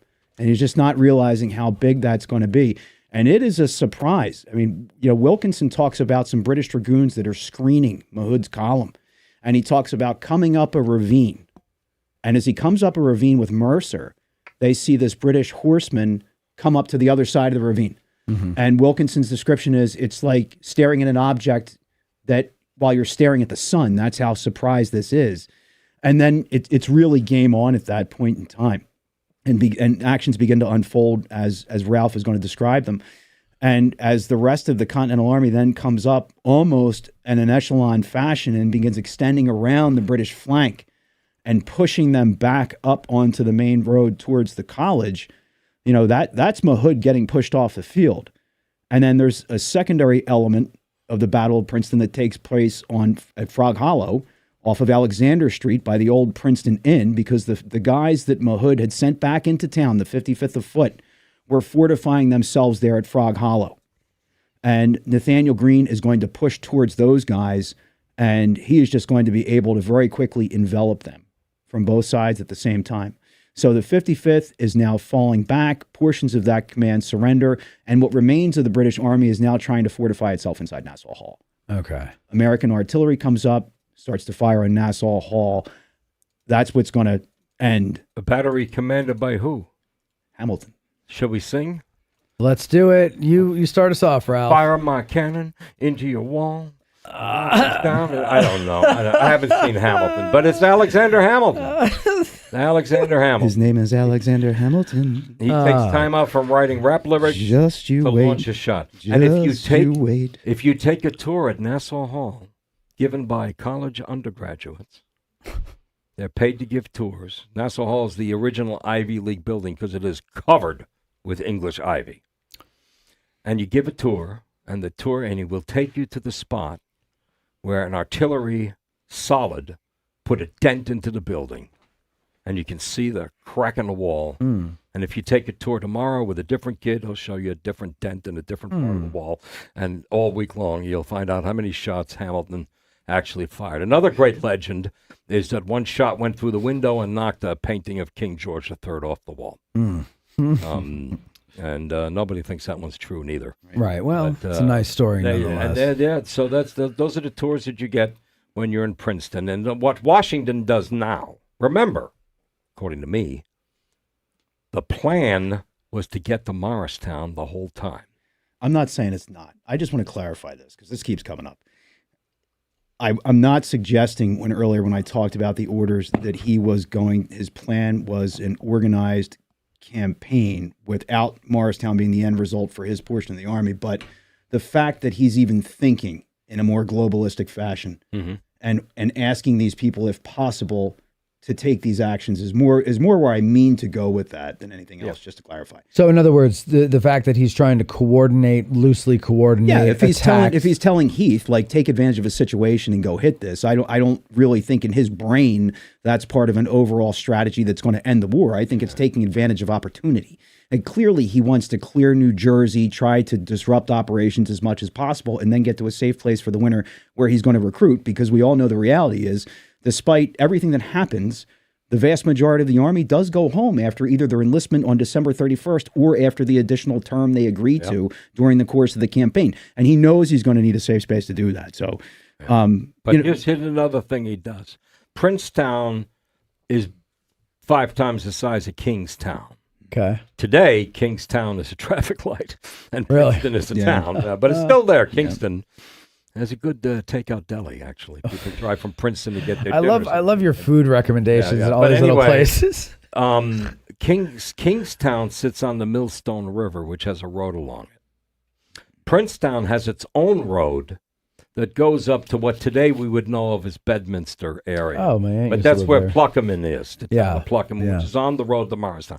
So the simple thing for Washington to do is to go up the road to Pluckerman, leave Princeton. What does he do? He goes to Kingstown.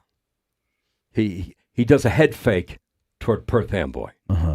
So now Cornwallis is not just pissed off about getting his butt kicked.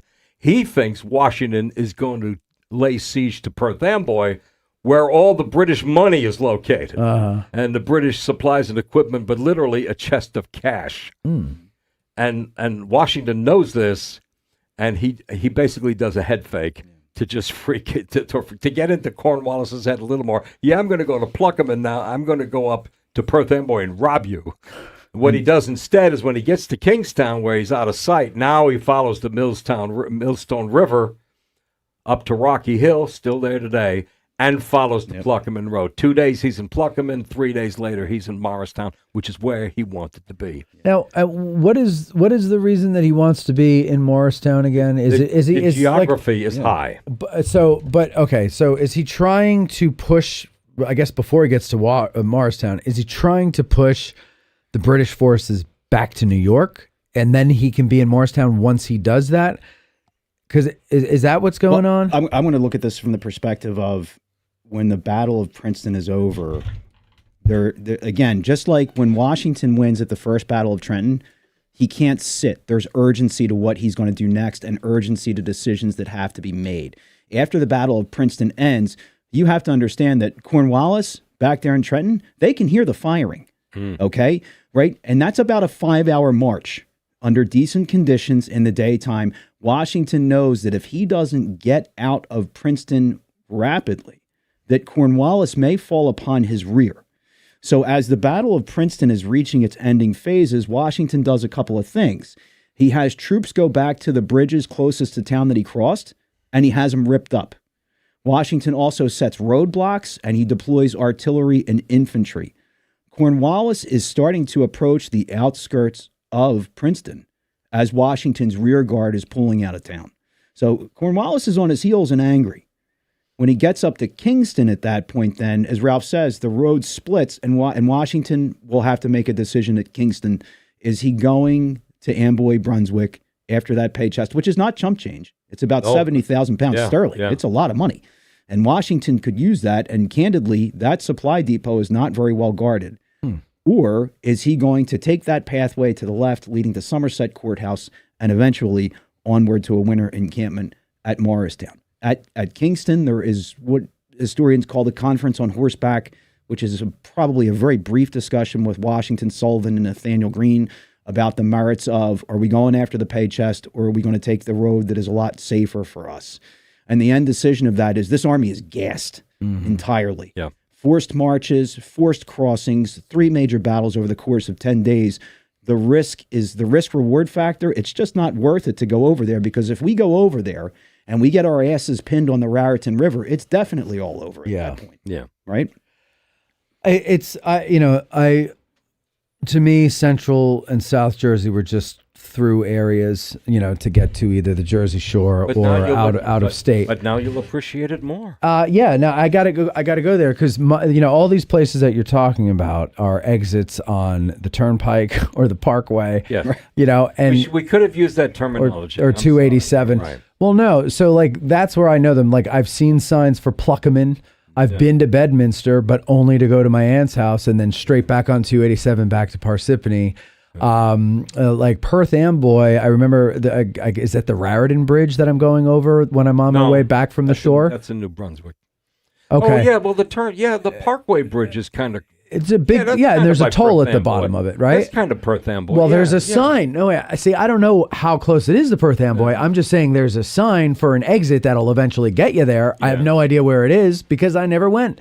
Yeah. So what I'm saying, though, is in my mind, as you're saying all these places, they seem far apart if I'm driving. I wouldn't want to drive from Princeton to Perth Amboy, but maybe...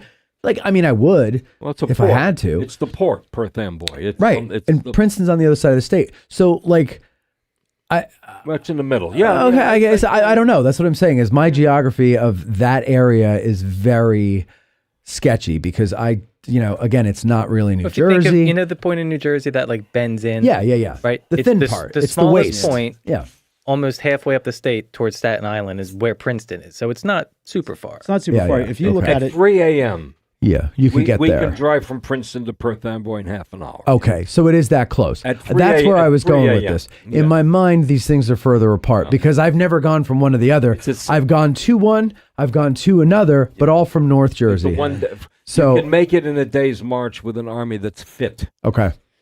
So Washington taking these routes is not as crazy as it sounds. No, it's not. Okay. No, I mean, the distances, candidly, they're really just They're not that far. Okay. If the Army was in better condition, or, Wilkinson and others are lamenting the fact with that whole pay chest, if only we had another 500 or 600 guys who were fresh somewhere that we could send after this, that they would do that and stand a chance. But it's just not possible. And candidly, they've accomplished enough at this point in time. They are at the end of human endurance where they're at right now. They move into Morristown. That's where I was going to ask. Between January 5 and January 9, they're arriving. They're into town. Now, everybody who visits Morristown goes to the Ford Mansion and Washington's headquarters. Yep. That's the second encampment. Uh-huh. This is the first encampment. They're right in town. If you go to the town green in Morristown, there is a nice iron sign that says where Jacob's Tavern is. Yeah. That was his headquarters. Oh, okay. And they're camped in the green and in the churches and right around there.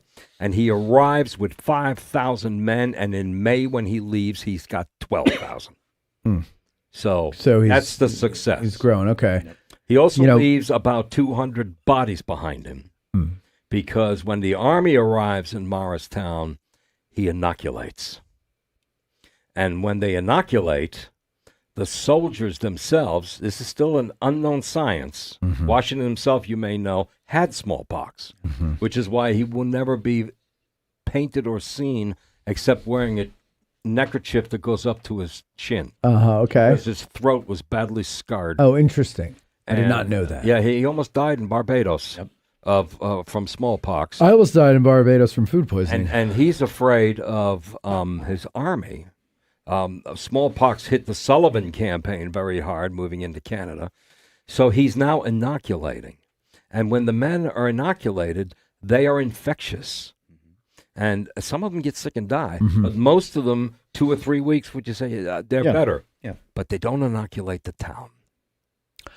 Oh, so it's 200 townspeople. 200 people in the town, including about half children, die of smallpox. I didn't know that. And if you visit the museum up there, they have in their collection the church graveyard registers. Yeah. The burials by year. And they all have them open to 1777. Okay. And you see 75, a dozen, 76, 4, 77, it's 3 pages. And that's because of the smallpox outbreak that Washington triggered. Yeah. Completely inadvertently. I mean, had he known, and then they started to know that they need to quarantine these guys. Yeah. They learned that there. Yeah. So not only do you inoculate them, now you hide them in a house for 3 weeks and let them play cards or whatever they do. There's another plaque on the green in Morristown that talks about my drinking days in that town. Yeah. That was the big city for us Parsippany folk. Yeah. And we would go to Morristown, and I'm trying to remember the name of the bar that everybody loved going I to did down my in the south senior end. year at Morristown High School. That's where my mother went. Morristown Colonials. Yeah. That's you did your senior year there? I did. But you're younger than my mother, so you wouldn't have been there at the same time. Okay, don't have to bring that up. Yeah, you're younger It's a than compliment. her, I said. I knew his mother. It's a compliment. I knew his mother. I know his mother. Isn't that right, son? Like me better than him. Say there's Breaking news You know on what? Addressing Gettysburg. There's a story waiting. Yeah. Mikey, you have some Two comments. super Dua Lipa. chats. First, thank you to Grant from across the ocean. Oh, who sent Grant. a super chat. Grant. He sent it in Australian dollars, though. Oh, so So I it's think after worthless. conversion and the penalty you have to pay, it's about 89 cents. But Release the thank captain, you, please. genuinely thank you, Grant. And then Jeff Pasnick also sent one, which is very kind, and his Thank has you, a Jeff. question. So he said, Ralph and Ken are like the odd couple we all didn't know we needed. Isn't that cute? And you have your name. Ral Ken is your Ralph Ken is your couple name? Yes. Jeff's question is But I'm the slob, I'm assuming. That's it. so Jeff did have a question. He said, how did the news of these 10 days impact the morale of the colonists throughout the colonies, and did it inspire more to enlist? Well, it looks like Ralph wants to jump on that question. yeah. He is heartily chuckling. This is actually, here Release is the captain, please. here is a photograph of the Trenton Battle Monument. Second only to the Bennington Monument as the tallest Rev War monument. And on the front of that monument is the following engraving. From Lord George Germain, who was Foreign Secretary to the colonies.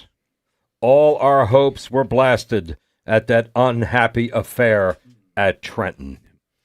So it had an enormous impact on the British colonizers, and it had just the simple fact that, according to Fleming and Ellis, Joseph Ellis, the victories at Trenton emboldened recruiting.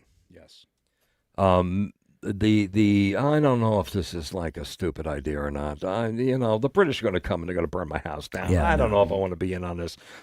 That shifted dramatically, where soldiers arrived saying, I want a piece of the victory. Mm-hmm. And there were no more one-year enlistments. Yeah. Which, he convinced Congress, That's Well, you can, because especially it's huge. That's well, huge. And the political impact, because the fact that they can score these victories in this short span of time, considering the commanders that Washington went up against and just handed them their asses. Yeah. Mike, Right? are you f***ing serious? Yes, he is. Yeah. So what that does is it also emboldens the civilian population to still believe. Ralph's analogy of the candle. There is a really good quote about the first river crossing in the march to Trenton, where someone is talking about the pathway being lighted by the blazing and glittering torches and the exhalters of the horses. And it's like, that's what it does. It reignites the cause and belief in the cause, and that can't be understated. One of the great fears in Pennsylvania in December of 1776, before this campaign, is that the Tories will rise up and the newly established state government in Pennsylvania will be overthrown, and that political control will be handed back to the Tories. What this does is solidifies this region from a political perspective as well, and allows them to retain control. So there is a lot of value to what happens on several fronts, from a military perspective, from a strategic perspective, from a political perspective. And I will have to address the other part of what Jeff said, as Ken and Ralph as the odd couple, just so Jeff and the world know, this is not the first time Ralph and I have worked together. Ralph is the reason that I ever came on Addressing Gettysburg. That's right. Right? Because he recommended me to Matt a long Ralph's time ago. fault. Yeah. Ralph was still, I believe, in Jersey full-time, and I was working a full-time history gig with federal grants, and Ralph would frequently do tours for our teachers of the 10 Days campaign. So I've worked in so some that's how capacity you with met. Ralph That's for how over you 20 met years. Ralph. Yeah, over 20 years ago. Okay. Yep. All right. Yeah. Yep. And Ralph is your entree into the greatest show on earth, according you. to Billy Webster. You mean this? This one. This one here. Yes. Okay. Yeah, yes. that too. Yes. Not Ringling Brothers. Let's Right. circle. All right. Yeah. So he's in Morristown. Everything is great. We just wait things out for several more years, and then the British are like, finally, it's over, and that's it, right? Now we have America. It's a little more complicated. Well, it's a little, I'm just, we're it's a not little doing more- a show about it's the a whole little- revolution Right. today. Yeah, Yeah. so I'm just giving them a But, taste. it's That sounded about right. Yeah. it sounded about right. about right. The decision is resolved Right. from the end of the 10 Days campaign. George Washington is the commander of these forces. Yeah. George Washington, in the 10 Days campaign, because New York was a little rough, John Glover, who Ken likes to portray, and others, had some unkind things to say about Washington's leadership in the New York domino collapse. Mm-hmm. But Washington had two things going for him. Well, he had a bunch of things going for him. Number one, he's learning. Number one, he's learning. rich. Number two, he is one of those rare generals, and we see this in our Civil War friends, with strategic vision. There's people who think they have it, but to be able to see the big picture, to see the whole board, even though you're on one small piece of it, that's a special talent. To see it correctly. Yeah. Yeah. It's not that hard to see it wrong, right. but to see it correctly is what makes a difference between a Patton and an Eisenhower. You know, the difference between a Longstreet and a Lee. And there's a difference between a Gates and a Lee and a Washington. He sees the big, he says, if I do this, that's going to happen. You want to be in New York? Fine. I'll recommend some nice, Sweet Baby Ray's barbecue sauce that you can use. because you're going to be cooking your horses in 2 months, okay? Because you're not going to get any food over here. You're not going to come over here and raid our farmers with their cows because guess what? We took them all already. Right. You know, and the farmers who didn't have their cows taken drove them into Morristown without being told because they didn't want you to take them. And that was, you know, that was strategic thinking, and he lost a lot more battles than he won. Right. You don't have to win all the battles. But he picked out that we're going to have a 2-theater war. You know, Cornwallis kind of triggered him into that, but nevertheless, Washington responded. He says, you know, Nathaniel, you did a good job feeding everybody at Valley Forge. I know that was a shitty job, and you didn't want to do it, but you did it, and they're all still alive, so guess what? I'm going to give you theater command. You're going south. You're going to be George Washington South. You know, and really, this, I don't think there's much argument. The second most important commander in the American Revolution, because he's commanding the Southern Theater, which is, by the way, where they won it. Little bit, you know, a little bit here and there, bang back and forth. We have Camden and other things, but nevertheless, he does end up bottling them up in the York Peninsula, and tells George, you know, why don't you all come on down here? Forward thinking. When is Burgoyne campaigning for his campaign? Is that as a result of Trenton? Is he riding the coattails of that failure to kind of? I think his movement into Canada and then the idea to split the colonies down the Hudson River is in motion already. Okay, that's where I was curious if it kind of inadvertently leads to the Saratoga situation. Those thoughts are happening overseas with the formulation of plans for the 77 campaign. And, you know, isolating New England from the rest of the colonies from a supply and logistics perspective is extremely important because there's actually a lot of cattle coming out of New England going down to the main army on a regular basis. Right. At one point in time, when Trumbull is the quartermaster general, in 76, he actually goes up to New England to make sure that the cattle operations are being conducted appropriately so that food's going to come down. So that is, I think, always part of it. You know, there's debates that can be had at a different time about whether Howe acted appropriate by linking up with Burgoyne, not linking up with Burgoyne. There's plenty of arguments to be made on every side. But the strategy for 77 is overall a sound one. Split off the eastern colonies, meaning New England, from the rest, and then an attack to drive towards the American capital and potentially, you know, look, a couple things with Philadelphia are important. If you're thinking like a European general, capture a capital or capture their elected or their body of legislature, you end the war. But Philadelphia is important as an economic target because at the outbreak of revolution, Philadelphia is the third largest city in the whole friggin' British Empire. Yeah. Right. Yeah. So there is good reason for Howe to go at Philadelphia. Now, I will say here's an impact, Mike, in my opinion, that the winner of 76, 77 has on that campaign. Howe is in New York. The shortest route to get to Philadelphia is overland through the Jerseys. It is not to take your boats and go all the way down to the Chesapeake Bay and come up. Yeah, he doesn't want to do that. He doesn't want to do it, in my opinion, because what happened in the Jerseys in the winter with this campaign of 10 days, but also the Forage War that follows it, makes Howe petrified to try to take an army through the Jerseys to assault Philadelphia from that direction. Yeah, and subsequently, maybe that is what would stop him from going up towards New York anyway. And it certainly delays him by several months in getting to Philadelphia. That campaign doesn't get underway in earnest until late August, early September by the time he's at Head of Oak.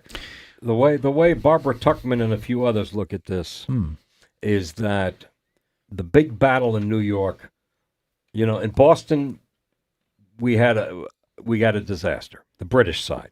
We had a disaster. He brought guns up. He cut us off. They should have anticipated that they shouldn't be sticking on the island like they were, which is essentially Boston's an island then. Right. And so we had to leave. We're not going to make the same mistake in New York. We won the big battle. That was the big battle of the war. That was our battle, and now it's just a mop-up operation. Now it's just a police operation. And when Trenton and the 10 days showed them, no, it's not. You're in a real war. Now the British had the opportunity at a strategic multi-army level to make really big mistakes. And that's what they proceeded to do. Yeah.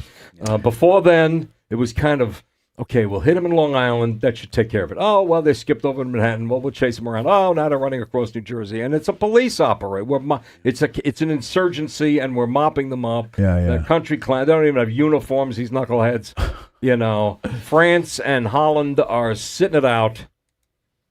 The only friends we have are the hurricanes that are busting up British ships down in the Caribbean. Yeah. Which actually turns out to be decisive, but never mind that yet. That's God helping us out. Right. The French are still sitting on their hands. It's Saratoga, where the British have a very specific, clearly thought out strategic goal in the hands of the wrong commander, and that's when the French said, they might actually win this thing, and then it becomes a world war. Yeah. And they fail. And Saratoga is the first time that the British Army surrenders in the field. Yeah. Right? I mean, they've surrendered in the field 3 times. Saratoga, Yorktown, Southeast Asia, and World War II. Uh-huh. Right? And I think that says something. That first time is Saratoga. That is a wild moment.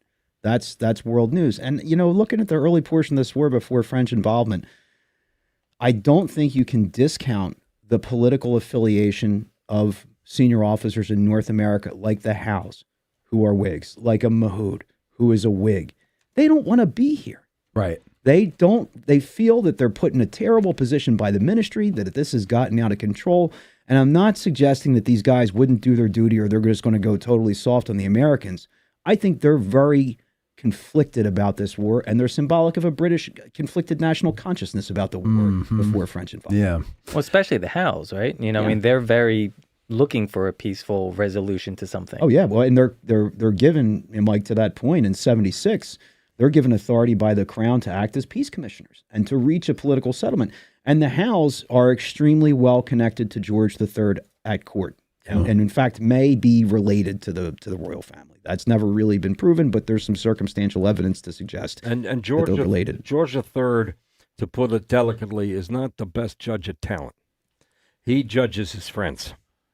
He is a very. Isn't he a little crazy too? Well, that's later. Oh, that's later. Okay. But So he's not crazy by this point. Well, he's raised in a cloistered environment by his grandfather. His father hated his guts. He becomes the king because it was his father. Whatever. Whatever. We'll get the into point that is another day. he has no public education. He's had very little public exposure. Has he had private education? Yes. Okay. And he's tutored.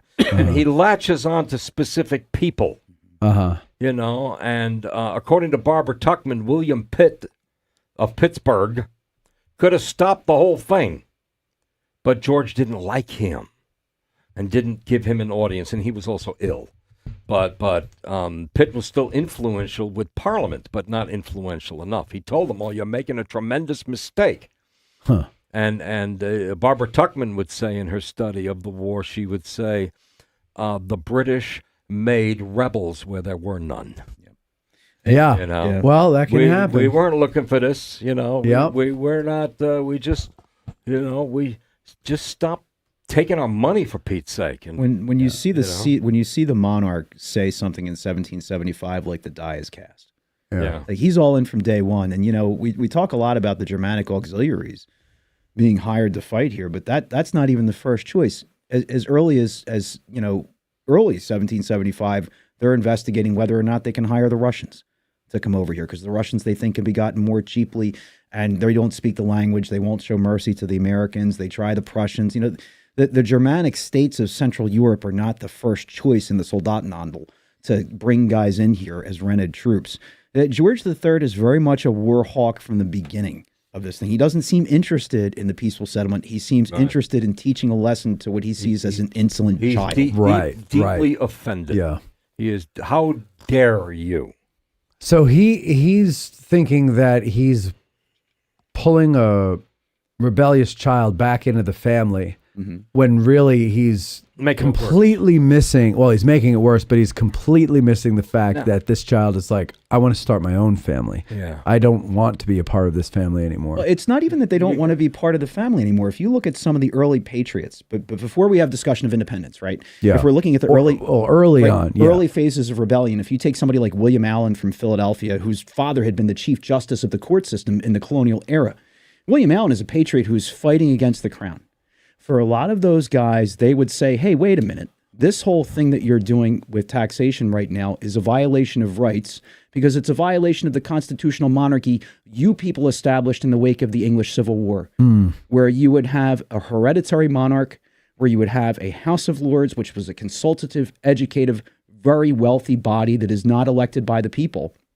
But then you have that House of Commons, and there is an electorate that elects the House of Commons. Granted, that electorate is not a huge one, especially by today's standards, but the House of Commons is the only portion of the British government with the power to levy tax.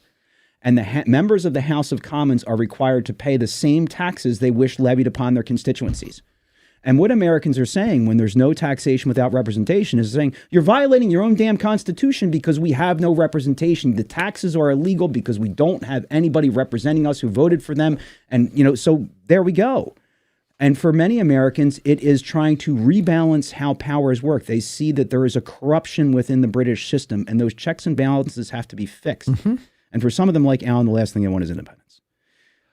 At first. But then eventually, like, the king is like...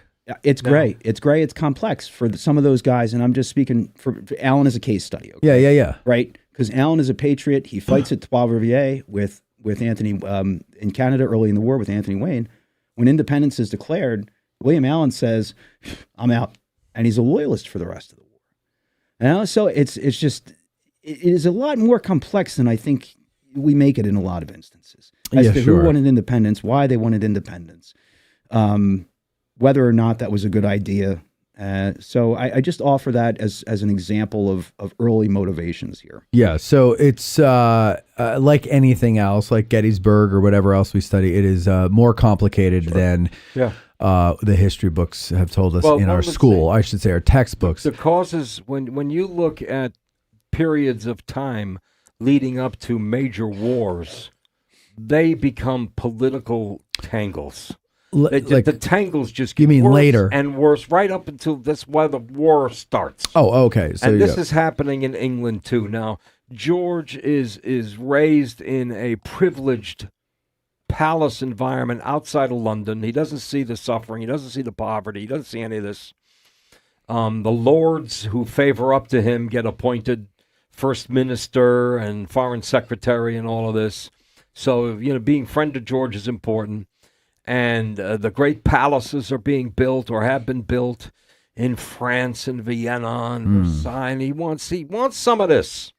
Yeah. He wants to say, I'm going to build great things. And he comes in and finds out that he doesn't have any money to do anything. The largest single element of the budget when he becomes king, and I mean it's huge, is interest on bond debt from the French and Indian War, from the 7 Years' War.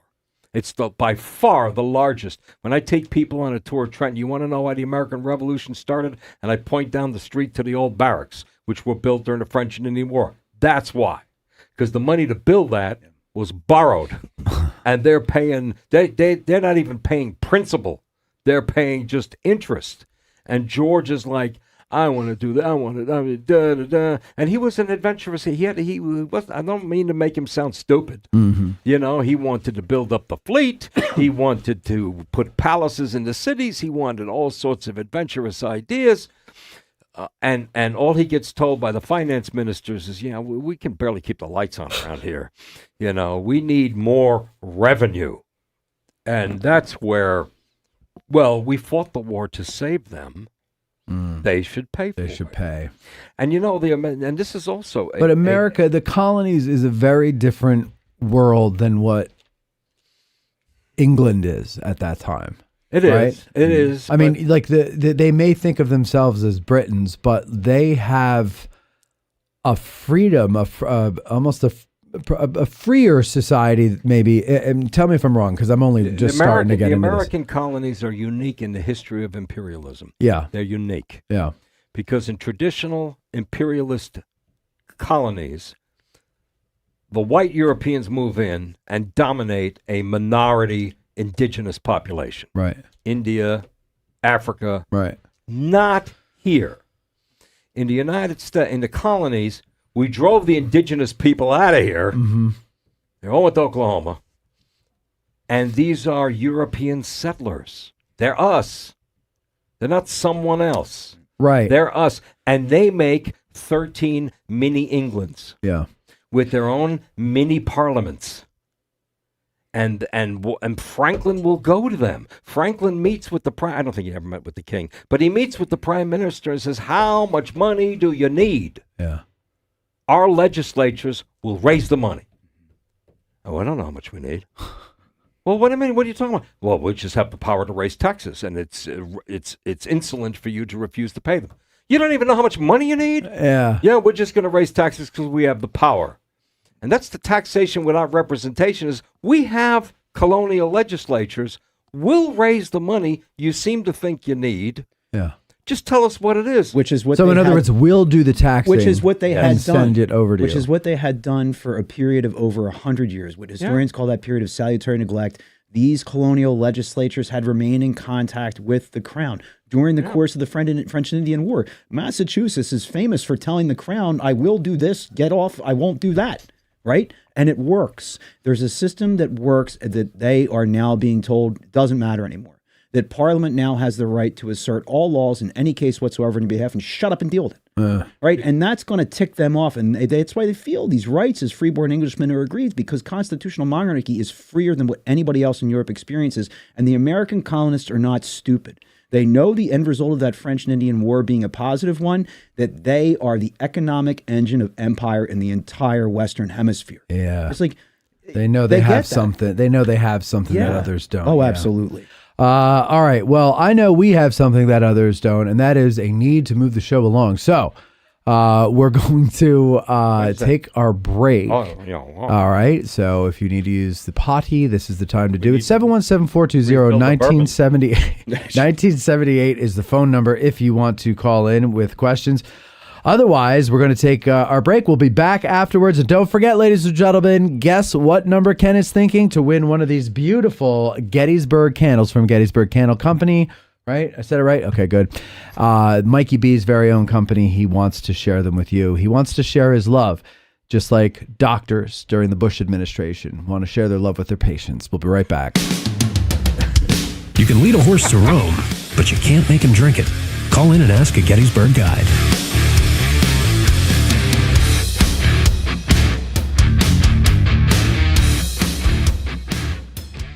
Digital History Pioneers Foundation, we are about grassroots history on digital platforms. That means we are about podcasters, documentarians, YouTubers, and even TikTokers. All of these creators are out there trying to share their love of history with the public. They don't need ideas, they need funding, both from viewers and corporate donors. DH Pioneers' initial funding focus is on the Civil War era, with a special emphasis on the Addressing Gettysburg podcast. So be a vital part of the unique content Addressing Gettysburg has in store by donating at dhpioneers.com and help bring your love of history to the people. Digital History Pioneers is an IRS Section 501c3 approved charitable corporation that makes any donation tax deductible to the fullest extent of the law. The Gettysburg Museum of History, located right here in the center of Gettysburg, PA. Owner and curator Eric Dorr grew up here and has spent his life collecting and preserving history through artifacts ranging from the Civil War, the Battle of Gettysburg, World War II, presidential items, pop culture, and more. His museum is free and open to visitors Wednesday through Sunday, 11 to 5 p.m., where you can stop by and immerse yourself in some of the most amazing artifacts that you would never believe exist in the middle of Gettysburg. If you're a fan of Band of Brothers and Everything Easy Company, you'll love his exhibit featuring the Dick Winters collection and artifacts from D-Day. You can even own your own piece of history by buying one of the many relics they have for sale in the museum and on the website gettysburgmuseumofhistory.com. The Gettysburg Museum of History is a non-profit 501c3 organization with a foundation that allows all purchases and donations to keep the museum operating and open free of charge. They have been featured on the History Channel, the Travel Channel, the Smithsonian Channel, and the Science Channel. Now you can check them out on American Artifact, the series on the YouTube channel, The History Underground. So that's the Gettysburg Museum of History at 219 Baltimore Street or the gettysburgmuseumofhistory.com. If you like this podcast and what we're doing here, please like, share, and subscribe. Thank you very much.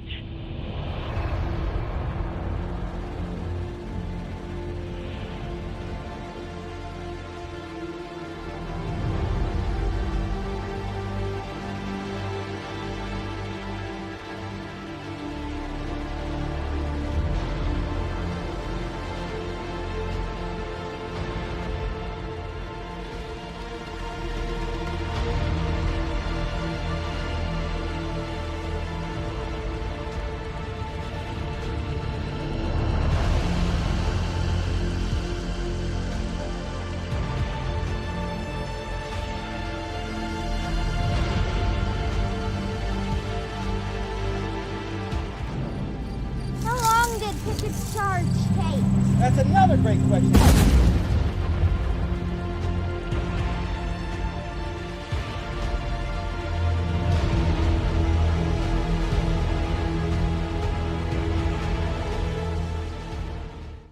Who can forget the sounds of the 60s? The 1860s.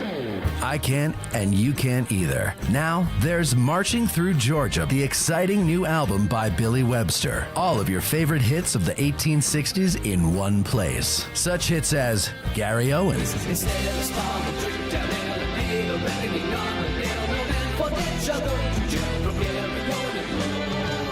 the Battle Hymn of the Republic,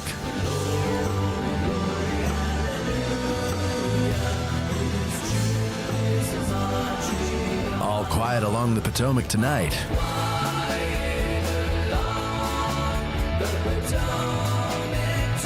Marching Through Georgia, and much, much more. So what are you waiting for? Go to billysongs.com and order your digital download of Billy Webster's Marching Through Georgia today. That's billysongs.com.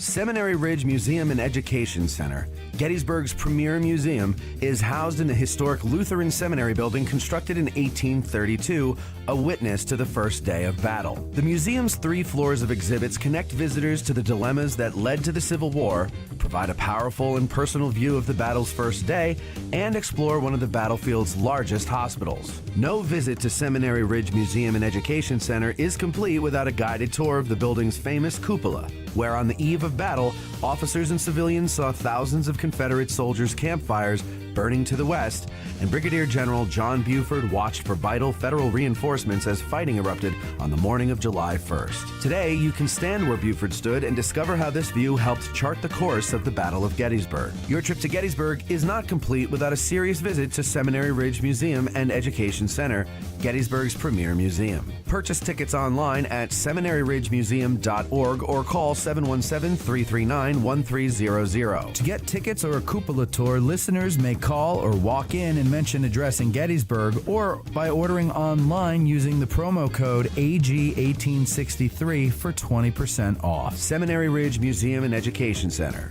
It began here. There's a devil to pay.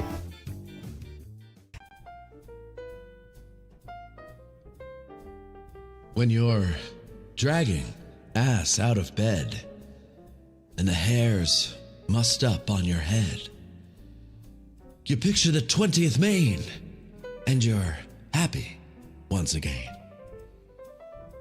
Fight the battle against being slow with little ground top, bro. When you're dragging ass out of bed, the hair's mussed up on your head. You picture the 20th Maine, and you're happy once again. Fight the battle against being slow with Little Ground Top Bro. Addressing Gettysburg's Little Ground Top by Bantam Roasters is available at 82 Steinware Avenue in Gettysburg or at addressinggettysburg.com/cafe. You're listening to Addressing Gettysburg. We've got you guys playing over here at Urgent Care.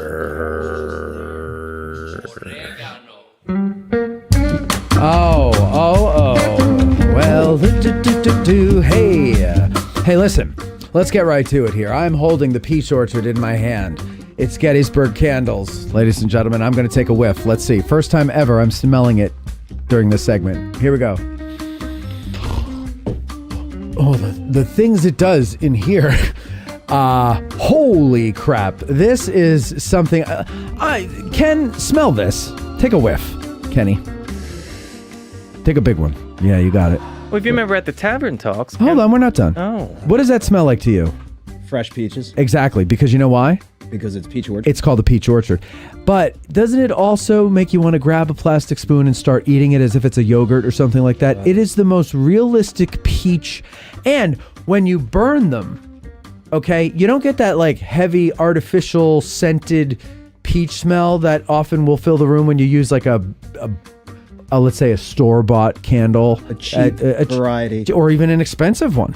You know, at one of those fancy places that the girls with the Uggs boots and the fluffy collars on their puffy jackets like to go to all the time, and they think that they're special when they're walking around with their coffee cup like this, and it's like, oh my God, you know, like that.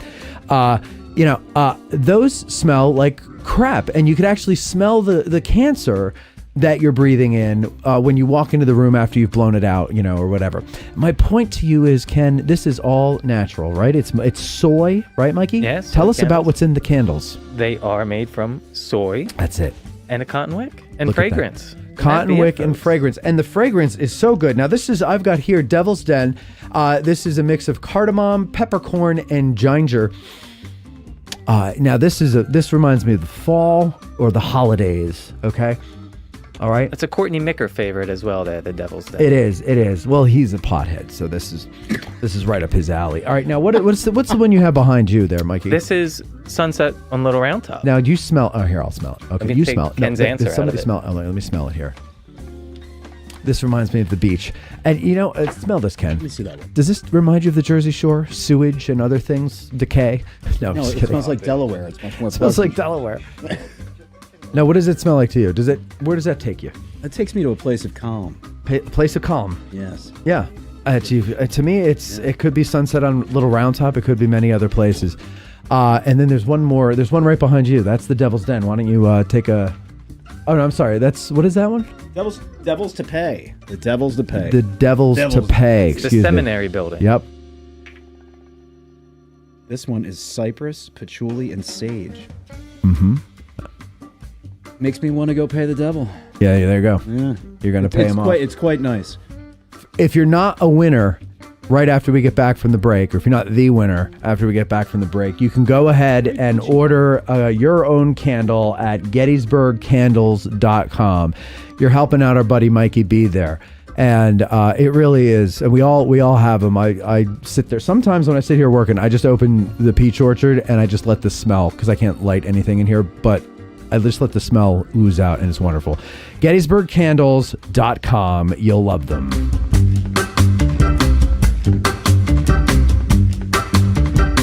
You didn't get in the phone queue during the break? Come on. What are you, chicken? 717-420-1978 is the number to prove me wrong. Super chats of $10 or more will be read on the air. Here's Matt. Whoa. Thank you, Courtney. We miss you tonight. All right, so it is... oh, hey, did that print out in there? Anybody? The stuff... Thank you, Thaddeus. Thank you, my friend. All right, so it's time for... No, it isn't time for the questions. It's time for the winner of our chicken dinner. All right, Mikey, go ahead. Let us know who... On this piece of paper, one, Ken Gavin wrote down a number between the number 1 and 365. And we do have a winner in the chat. Really? The number that was given was 360. 360. All right. Who came closest or got it exact? Did they come close or get it exactly? They did not come very close. They got close enough to win. Close enough to win. And it was also That's all someone that that matters. donated through a super chat tonight. The winner is Oh. Ken Wyman. Ken Wyman, ladies and gentlemen. All right. Kenneth Wyman. So, all right, Ken. Mike, why don't you give Ken? Ken can get a hold of me. He knows how to get. He knows how to get a hold of you. All right, very good then. Congratulations, Ken. You are going to enjoy your Gettysburg candle from Mikey B's mind and his friend Phoebe's brain, which sounds like the same You thing. know what? He's already a winner with a name like that. That's true. Mikey B? No, Ken. Ken. Wyman. Oh, because your name is Ken as well. Jeez, man. Go with the bit, Matt. I'm God. sorry. I'm tired. All right. Roy Mead has our first question. Was Colonel Rahl such a poor commander that the American army defeated the Hessians at Trenton, or was the audacity of an attack in the winter by Washington the main key to victory? I don't think he's a poor commander. I mean, the guy's got a He was long record of service within the Hessian army and had distinguished himself during the New York campaign quite a bit. I think Washington's audacity combined with Rahl's contempt and Rawls' misread of the tactical situation goes a long way. Rawls had a pretty bad day there, but I don't think he's a poor commander in any way, shape, or form. All the way from the back room, we've got a question on the phone from 6 Questions Lens. You're on the air, sir. Hello. Hello. I think Tad was getting a little tired of me cross-checking him in order to ask questions. And also, I was getting tired of sounding like a McDonald's drive-thru worker. Sure. Would you like fries with that? Easier way. Yeah. Yeah. Would you like fries with that crossing? Yeah. Okay. Anyway. My question is to Ralph. I think in some of the modern interpretations of the Battle of Princeton, they say Mercer attacks over a certain area. Where do you think he's headed to? Where do you think he's headed to, as opposed to the more modern interpretation? Ralph, 2 minutes. I have to let the dog out. 2 minutes. One of the reasons why we don't like having Mike here is because he asks questions that cause trouble for the answerer. What Mike deliberately or inadvertently is stepping on is a reasonably serious argument between historians on their interpretation of the Battle of Princeton. My interpretation, learned secondhand, I'm not a primary source historian on the American Revolution. I relied on the books of others. That's why I would never call myself a Rev War historian per se. Reading the secondary sources, books by very well-respected people, Mercer's brigade moved out ahead of the army to cut off the Stony Brook Bridge. And when he saw British troops were already returning to the bridge, he aborted that mission and instead crossed to his right across the William Clark Farm, which is where Mahout would spot him and sets off the battle. There is a different interpretation that became more recently popular, that Mercer was not the lead brigade and in fact was in the column of march at a position that has come to be known as Maxwell's Field, and that he launched his move into the middle of the open country from Maxwell's Field position. This is a controversy, and thank you for bringing that up, Mike. So my opinion is the original story, as told by Richard Ketchum and Stephen Sell Smith and William Stryker and a long list of MVP historians, is that Mercer's brigade was moving toward the Stony Brook Bridge when he aborted that movement because the British were returning from Cochrane's Hill. I looked it up. I remember the name of it. Cochrane's Hill, because Mahout spotted him and turned around. And he turned around with his light cavalry first, and there on the bridge that Mercer was supposed to grab. And unable to grab the bridge, he just cut across the fields into the open field, and that's where his brigade would be attacked. That is not the version of the story that has more recently been promulgated, including by our extremely loyal friends at the American Battlefield Trust and others, where they have Mercer in a different position coming off of Maxwell's Field. And thanks for bringing that up, Mike. Well done, Michael. Yeah, I would like to thank Mike. Well done. Mike, I want to thank you for asking Ralph that question. Yes. Well, now that I got Ralph in trouble, my work here is done, and that's all I have. Thank you, Mikey. Our next question comes from the Ghost of Sickles' Leg. He says, did these victories finally shut up all the Washington haters in Congress? No, it didn't. All right, moving on to Jeff Pass. Do you want to elaborate on that? I can if you want me to. I don't know how much the dog has to pee or not, but she's been alone since 11 this morning. No, it doesn't really shut up all the Washington haters. If you look into 77, Washington is going to, for all intents and purposes, lose the Philadelphia campaign. Congress has to flee the city again. There are plenty of people, even at that point, who think he's not doing a great job. Horatio Gates in 1777 is trying to maneuver to get Washington's job. So it doesn't silence the detractors. The detractors largely remain the same. I would say, in my opinion, it's after the Valley Forge encampment where Washington is ultimately completely solidified as being the guy who was in complete command and control of this army. And throughout the war, there are going to be certain congressmen, of course, who just don't like the guy. And that's how it goes. That's human nature. Mm-hmm. Jeffrey Pasnick, the 2025 Listener of the Year, he says, which tactics did Washington use to inspire or entice the Continental Army to stay longer than their enlistments? Yeah, I mean, he had a real problem. Did he address them? What did he say to them to convince whoever to stay? He brought them a victory. So he brought him a victory before. Did he ever address them about staying, a little longer? Like another month or something? Yes, they were raising money to pay him an extra, I think it is $10 to stay for 6 weeks. There was an active campaign. And what did he do?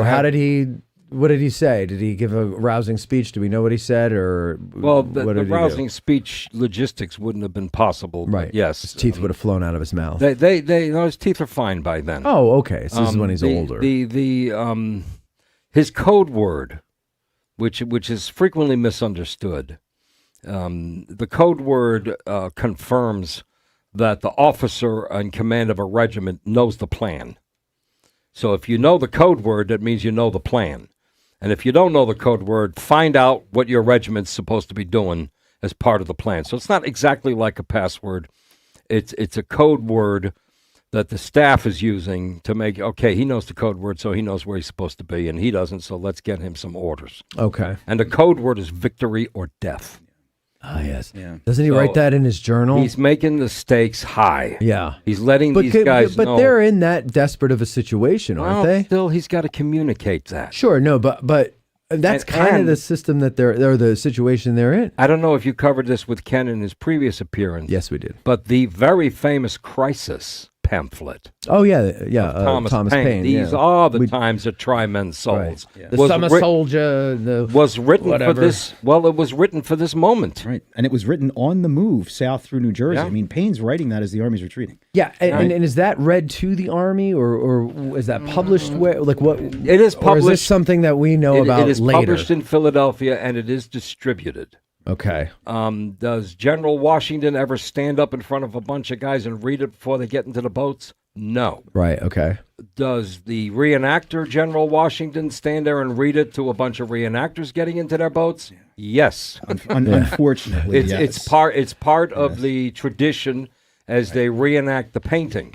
But to get them to get them to enlist, I mean, Ralph's point on Washington gives them a victory is a really important one because that victory takes place before the enlistments expire, right? And Thomas Mifflin is the guy who comes up with the idea of paying troops $10 and $10 in hard money, not in continental currency, and he does that to Rhode Islanders and to associators over at Crosswicks, New Jersey. Washington finds out about this. He's like, God, that's exorbitant, $10 a man, but if it's what it takes to get us through.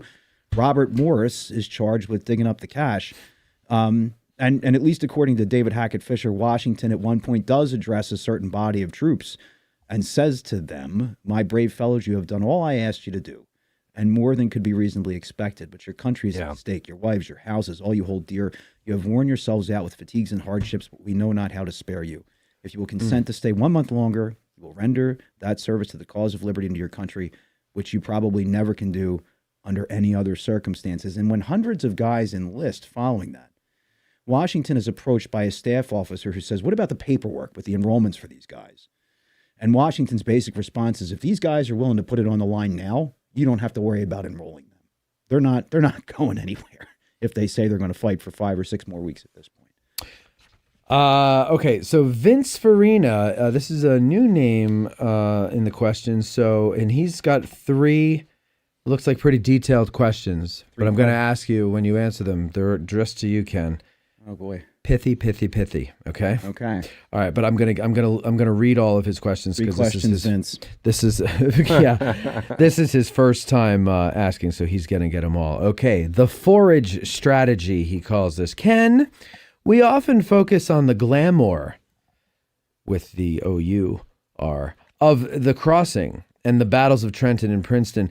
But how did Washington's focus on the forage wars in early 1777 fundamentally change how the British had to occupy New Jersey compared to their expectations after the fall of New York? Also, what tactics did the British change as their foragers were being killed by our guerrilla forces over time?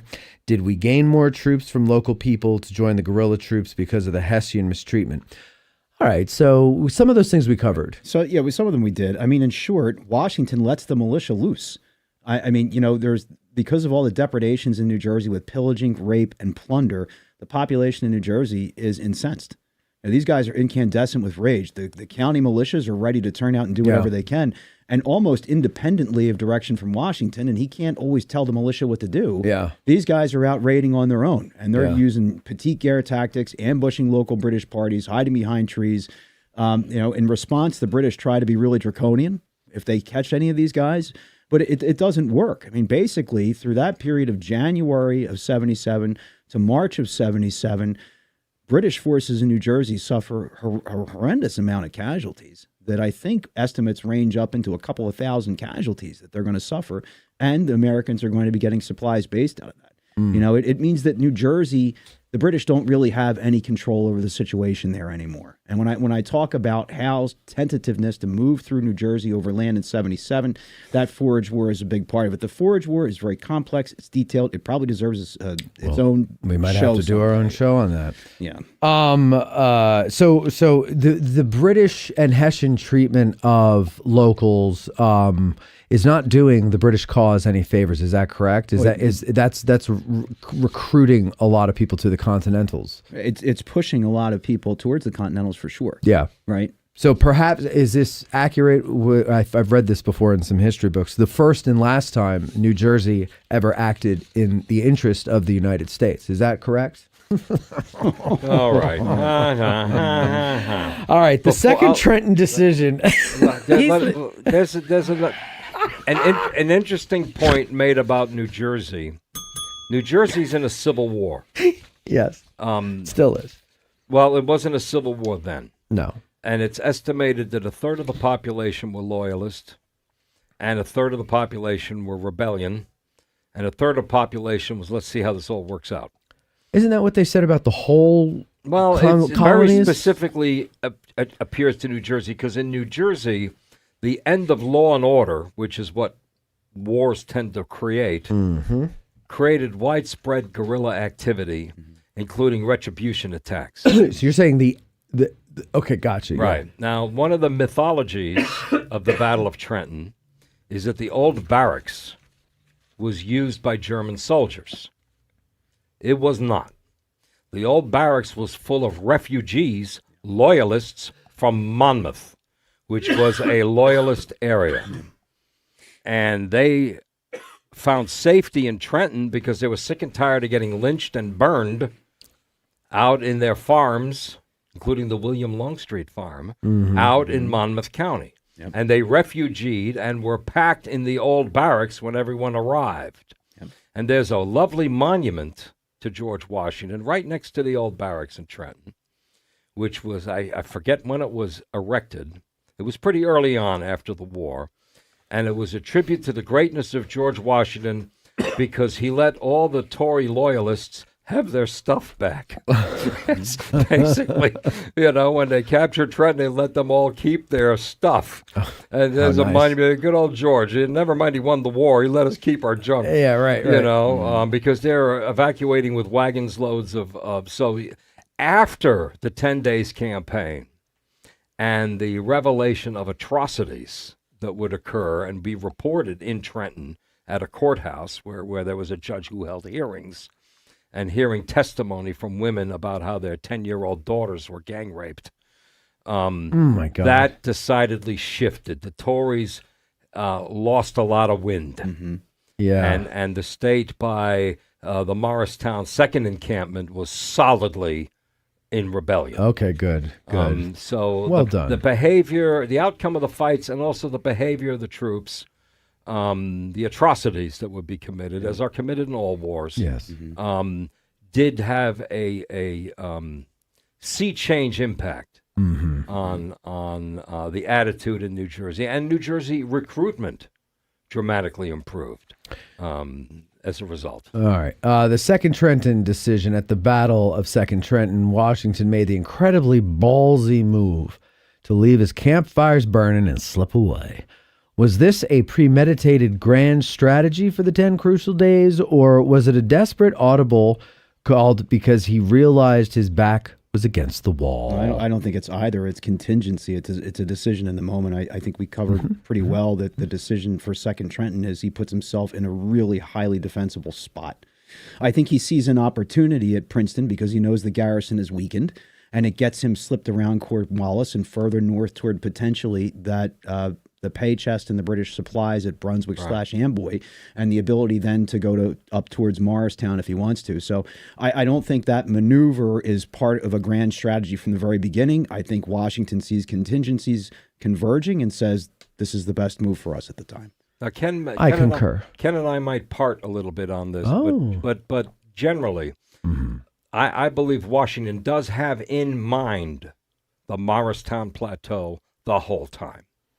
The Morristown Plateau, if I recall from when I was up at, is it Fort Nonsense that's up there? Fort Nonsense, which he has his troops build to keep him out of trouble. Right. And that's why they call it Fort Nonsense, right? But the view from there, you can see all the way to Manhattan. You can see Manhattan. So he's got his men up there watching the New York skyline. There were thousands of people, myself included, at Fort Nonsense watching the towers burning. Oh, is that where you went? They packed them. Why did you go all the way to Morristown? To talk to people. I was working for the AP at the time. Oh, okay. We went up there to talk to people. Okay. And from Fort Nonsense, you can see the towers very clearly. Yeah. Oh, yeah, I know. And the people saw them fall. We had there's a place on Route 10 in Parsippany I call the Big Ugly Building because it's this ugly condominium building that's built in the side of a mountain as you go up Route 10. I know exactly what you know the building? About. Yeah. And that's where I watched Easter it from. Mountain, I think they call that because it always caught fire at Easter. Yeah, until they built the condos. Oh, okay, all right. I don't remember that. They always had wildfires. My parents lived in Morris Plains. Yeah. And that mountain was behind them. Yeah. That's where it is. Now it's Morris all Plains. condos. You're right. It looks awful. It does, and I don't know how many are there now, but at the time, there was one building, and it was the late 80s when they built it, and it was this ugly monstrosity. It looks like some kind of fortress out of a sci-fi movie or whatever. Yeah. So we just always called it the Big Ugly Building, but that's where I went to watch them. Yeah, from there you could definitely because you could see them. Right, but Fort Nonsense is not quite as high. That's a hill behind the town of Morristown, which is basically sitting on the side of that hill. And... anyway, I don't know how we got onto that. I don't either. But all right, logistics of the 10 days. This is his final question here. Gettysburg is a logistical nightmare for 3 days. Ken, can you describe the sheer physical toll on the Continental soldiers during these 10 days? How many were actually combat effective by the time they've reached Princeton? That's a great question. Because they're doing this shit in the winter. Do they have shoes? Some. Some do? Some do, some don't. It's hard to quantify who has what. Yeah. Right. What I will say as a general statement is that I think this campaign for the guys who fight through all of it push the human body to the limits of its endurance. Yeah. I don't think it's something that most folks today can imagine or even attempt to try to do. I think some of the things that they're able to accomplish go beyond limits of human endurance. If you think about somebody, like John Hazlitt at the first crossing. He's the only guy we know of documented that falls in, Colonel of the 1st Delaware Regiment. He's got to be fished out of the river. Hypothermia can set in pretty damn quick in those conditions. Right. John Hazlitt is able to make that march and then goes on, and fights, does all these marches, and unfortunately is shot in the head and killed instantly at the Battle of Princeton. But, I think it's a limit of human endurance. Logistics for Washington, I would venture to say personally, are probably harder than they are for Meade during the Gettysburg campaign. Meade's got a railhead down at Westminster. Now, granted, that railhead is going to be limited in terms of what it can do, but you've got Herman Haupt working on things. Meade's going to take a couple of days to resupply after the battle ends to get himself out chasing Lee across the passes with the 6th Corps in the lead. But from a logistics perspective, even with a portion of the Army of the Potomac probably shoeless here after the battle, Washington's got it much worse. Yeah. The supplies don't exist in many cases. It's a for them. completely For me, they do. It's completely different era. In many ways. It is part of why Morristown is the goal. I mean, Morristown is not the size of Trenton.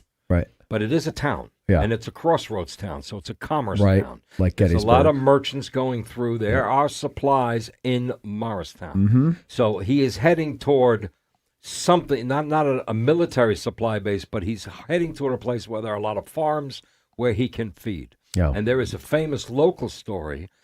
I never read it in a book, but it's a local story that Washington walked out of Jacob's Tavern with one of his second brigades arriving. They're arriving in pieces, and they're asleep in what today we call the Morristown Green. And it's snowing. Mm. And he asks an officer, do these men not have tents? And the officer says, I think the tents are coming tomorrow. So these guys are so tired, they're sleeping in the snow. And reenactors there will reenact that. Really? Yeah. Have you done that, Ken? They will sleep in the Morristown Green in the open and get snowed on, and then report to Morristown Memorial Hospital in the morning for their pneumonia treatments. Yeah.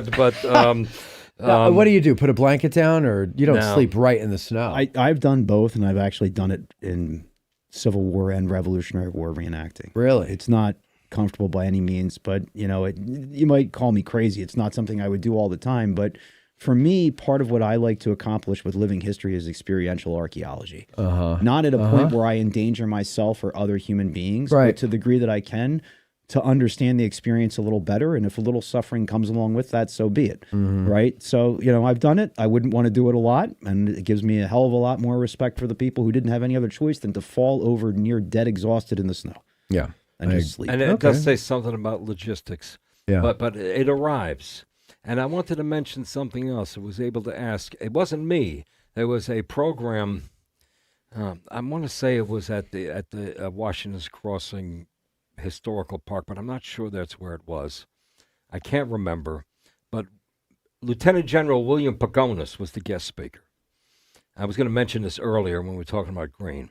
And Pagonis was the one who wrote a book, a bestseller at the moment, about moving 1 million men from the middle to the left during Desert Storm. And the logistics, if you remember Desert Storm at all, when they attacked to the west of Kuwait and cut off the Iraqi forces that were in Kuwait. Instead of attacking where they were expected, they came from the west. And he made this enormous movement where they moved thousands of tons of logistics material into the desert without being seen. Yeah. And he wrote a book, and he gave a lecture, and we were talking, in a Revolutionary War area, and he said this is how Nathaniel Greene became the Southern commander. Yeah. Because Washington wanted to make sure he could feed his troops. And so he was assigned commissary duties at Valley Forge. That was the test of the general. Not your fighting ability, not the training for the shooting. Are your men going to starve? And at Valley Forge, they didn't. Well, they starved for a little while. But, Greene took over. Greene showed his capability with logistics, which was Pagonis's point.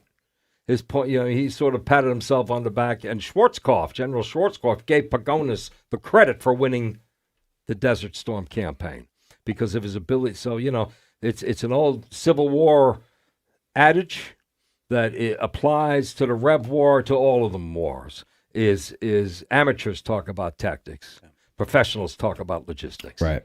And it's so hard to compare Civil War things to Revolutionary War things, and not to downgrade how difficult Gettysburg was logistically, but the difference of having to have someone like Greene, who is clearly a very smart man in the field and one of Washington's trusted people.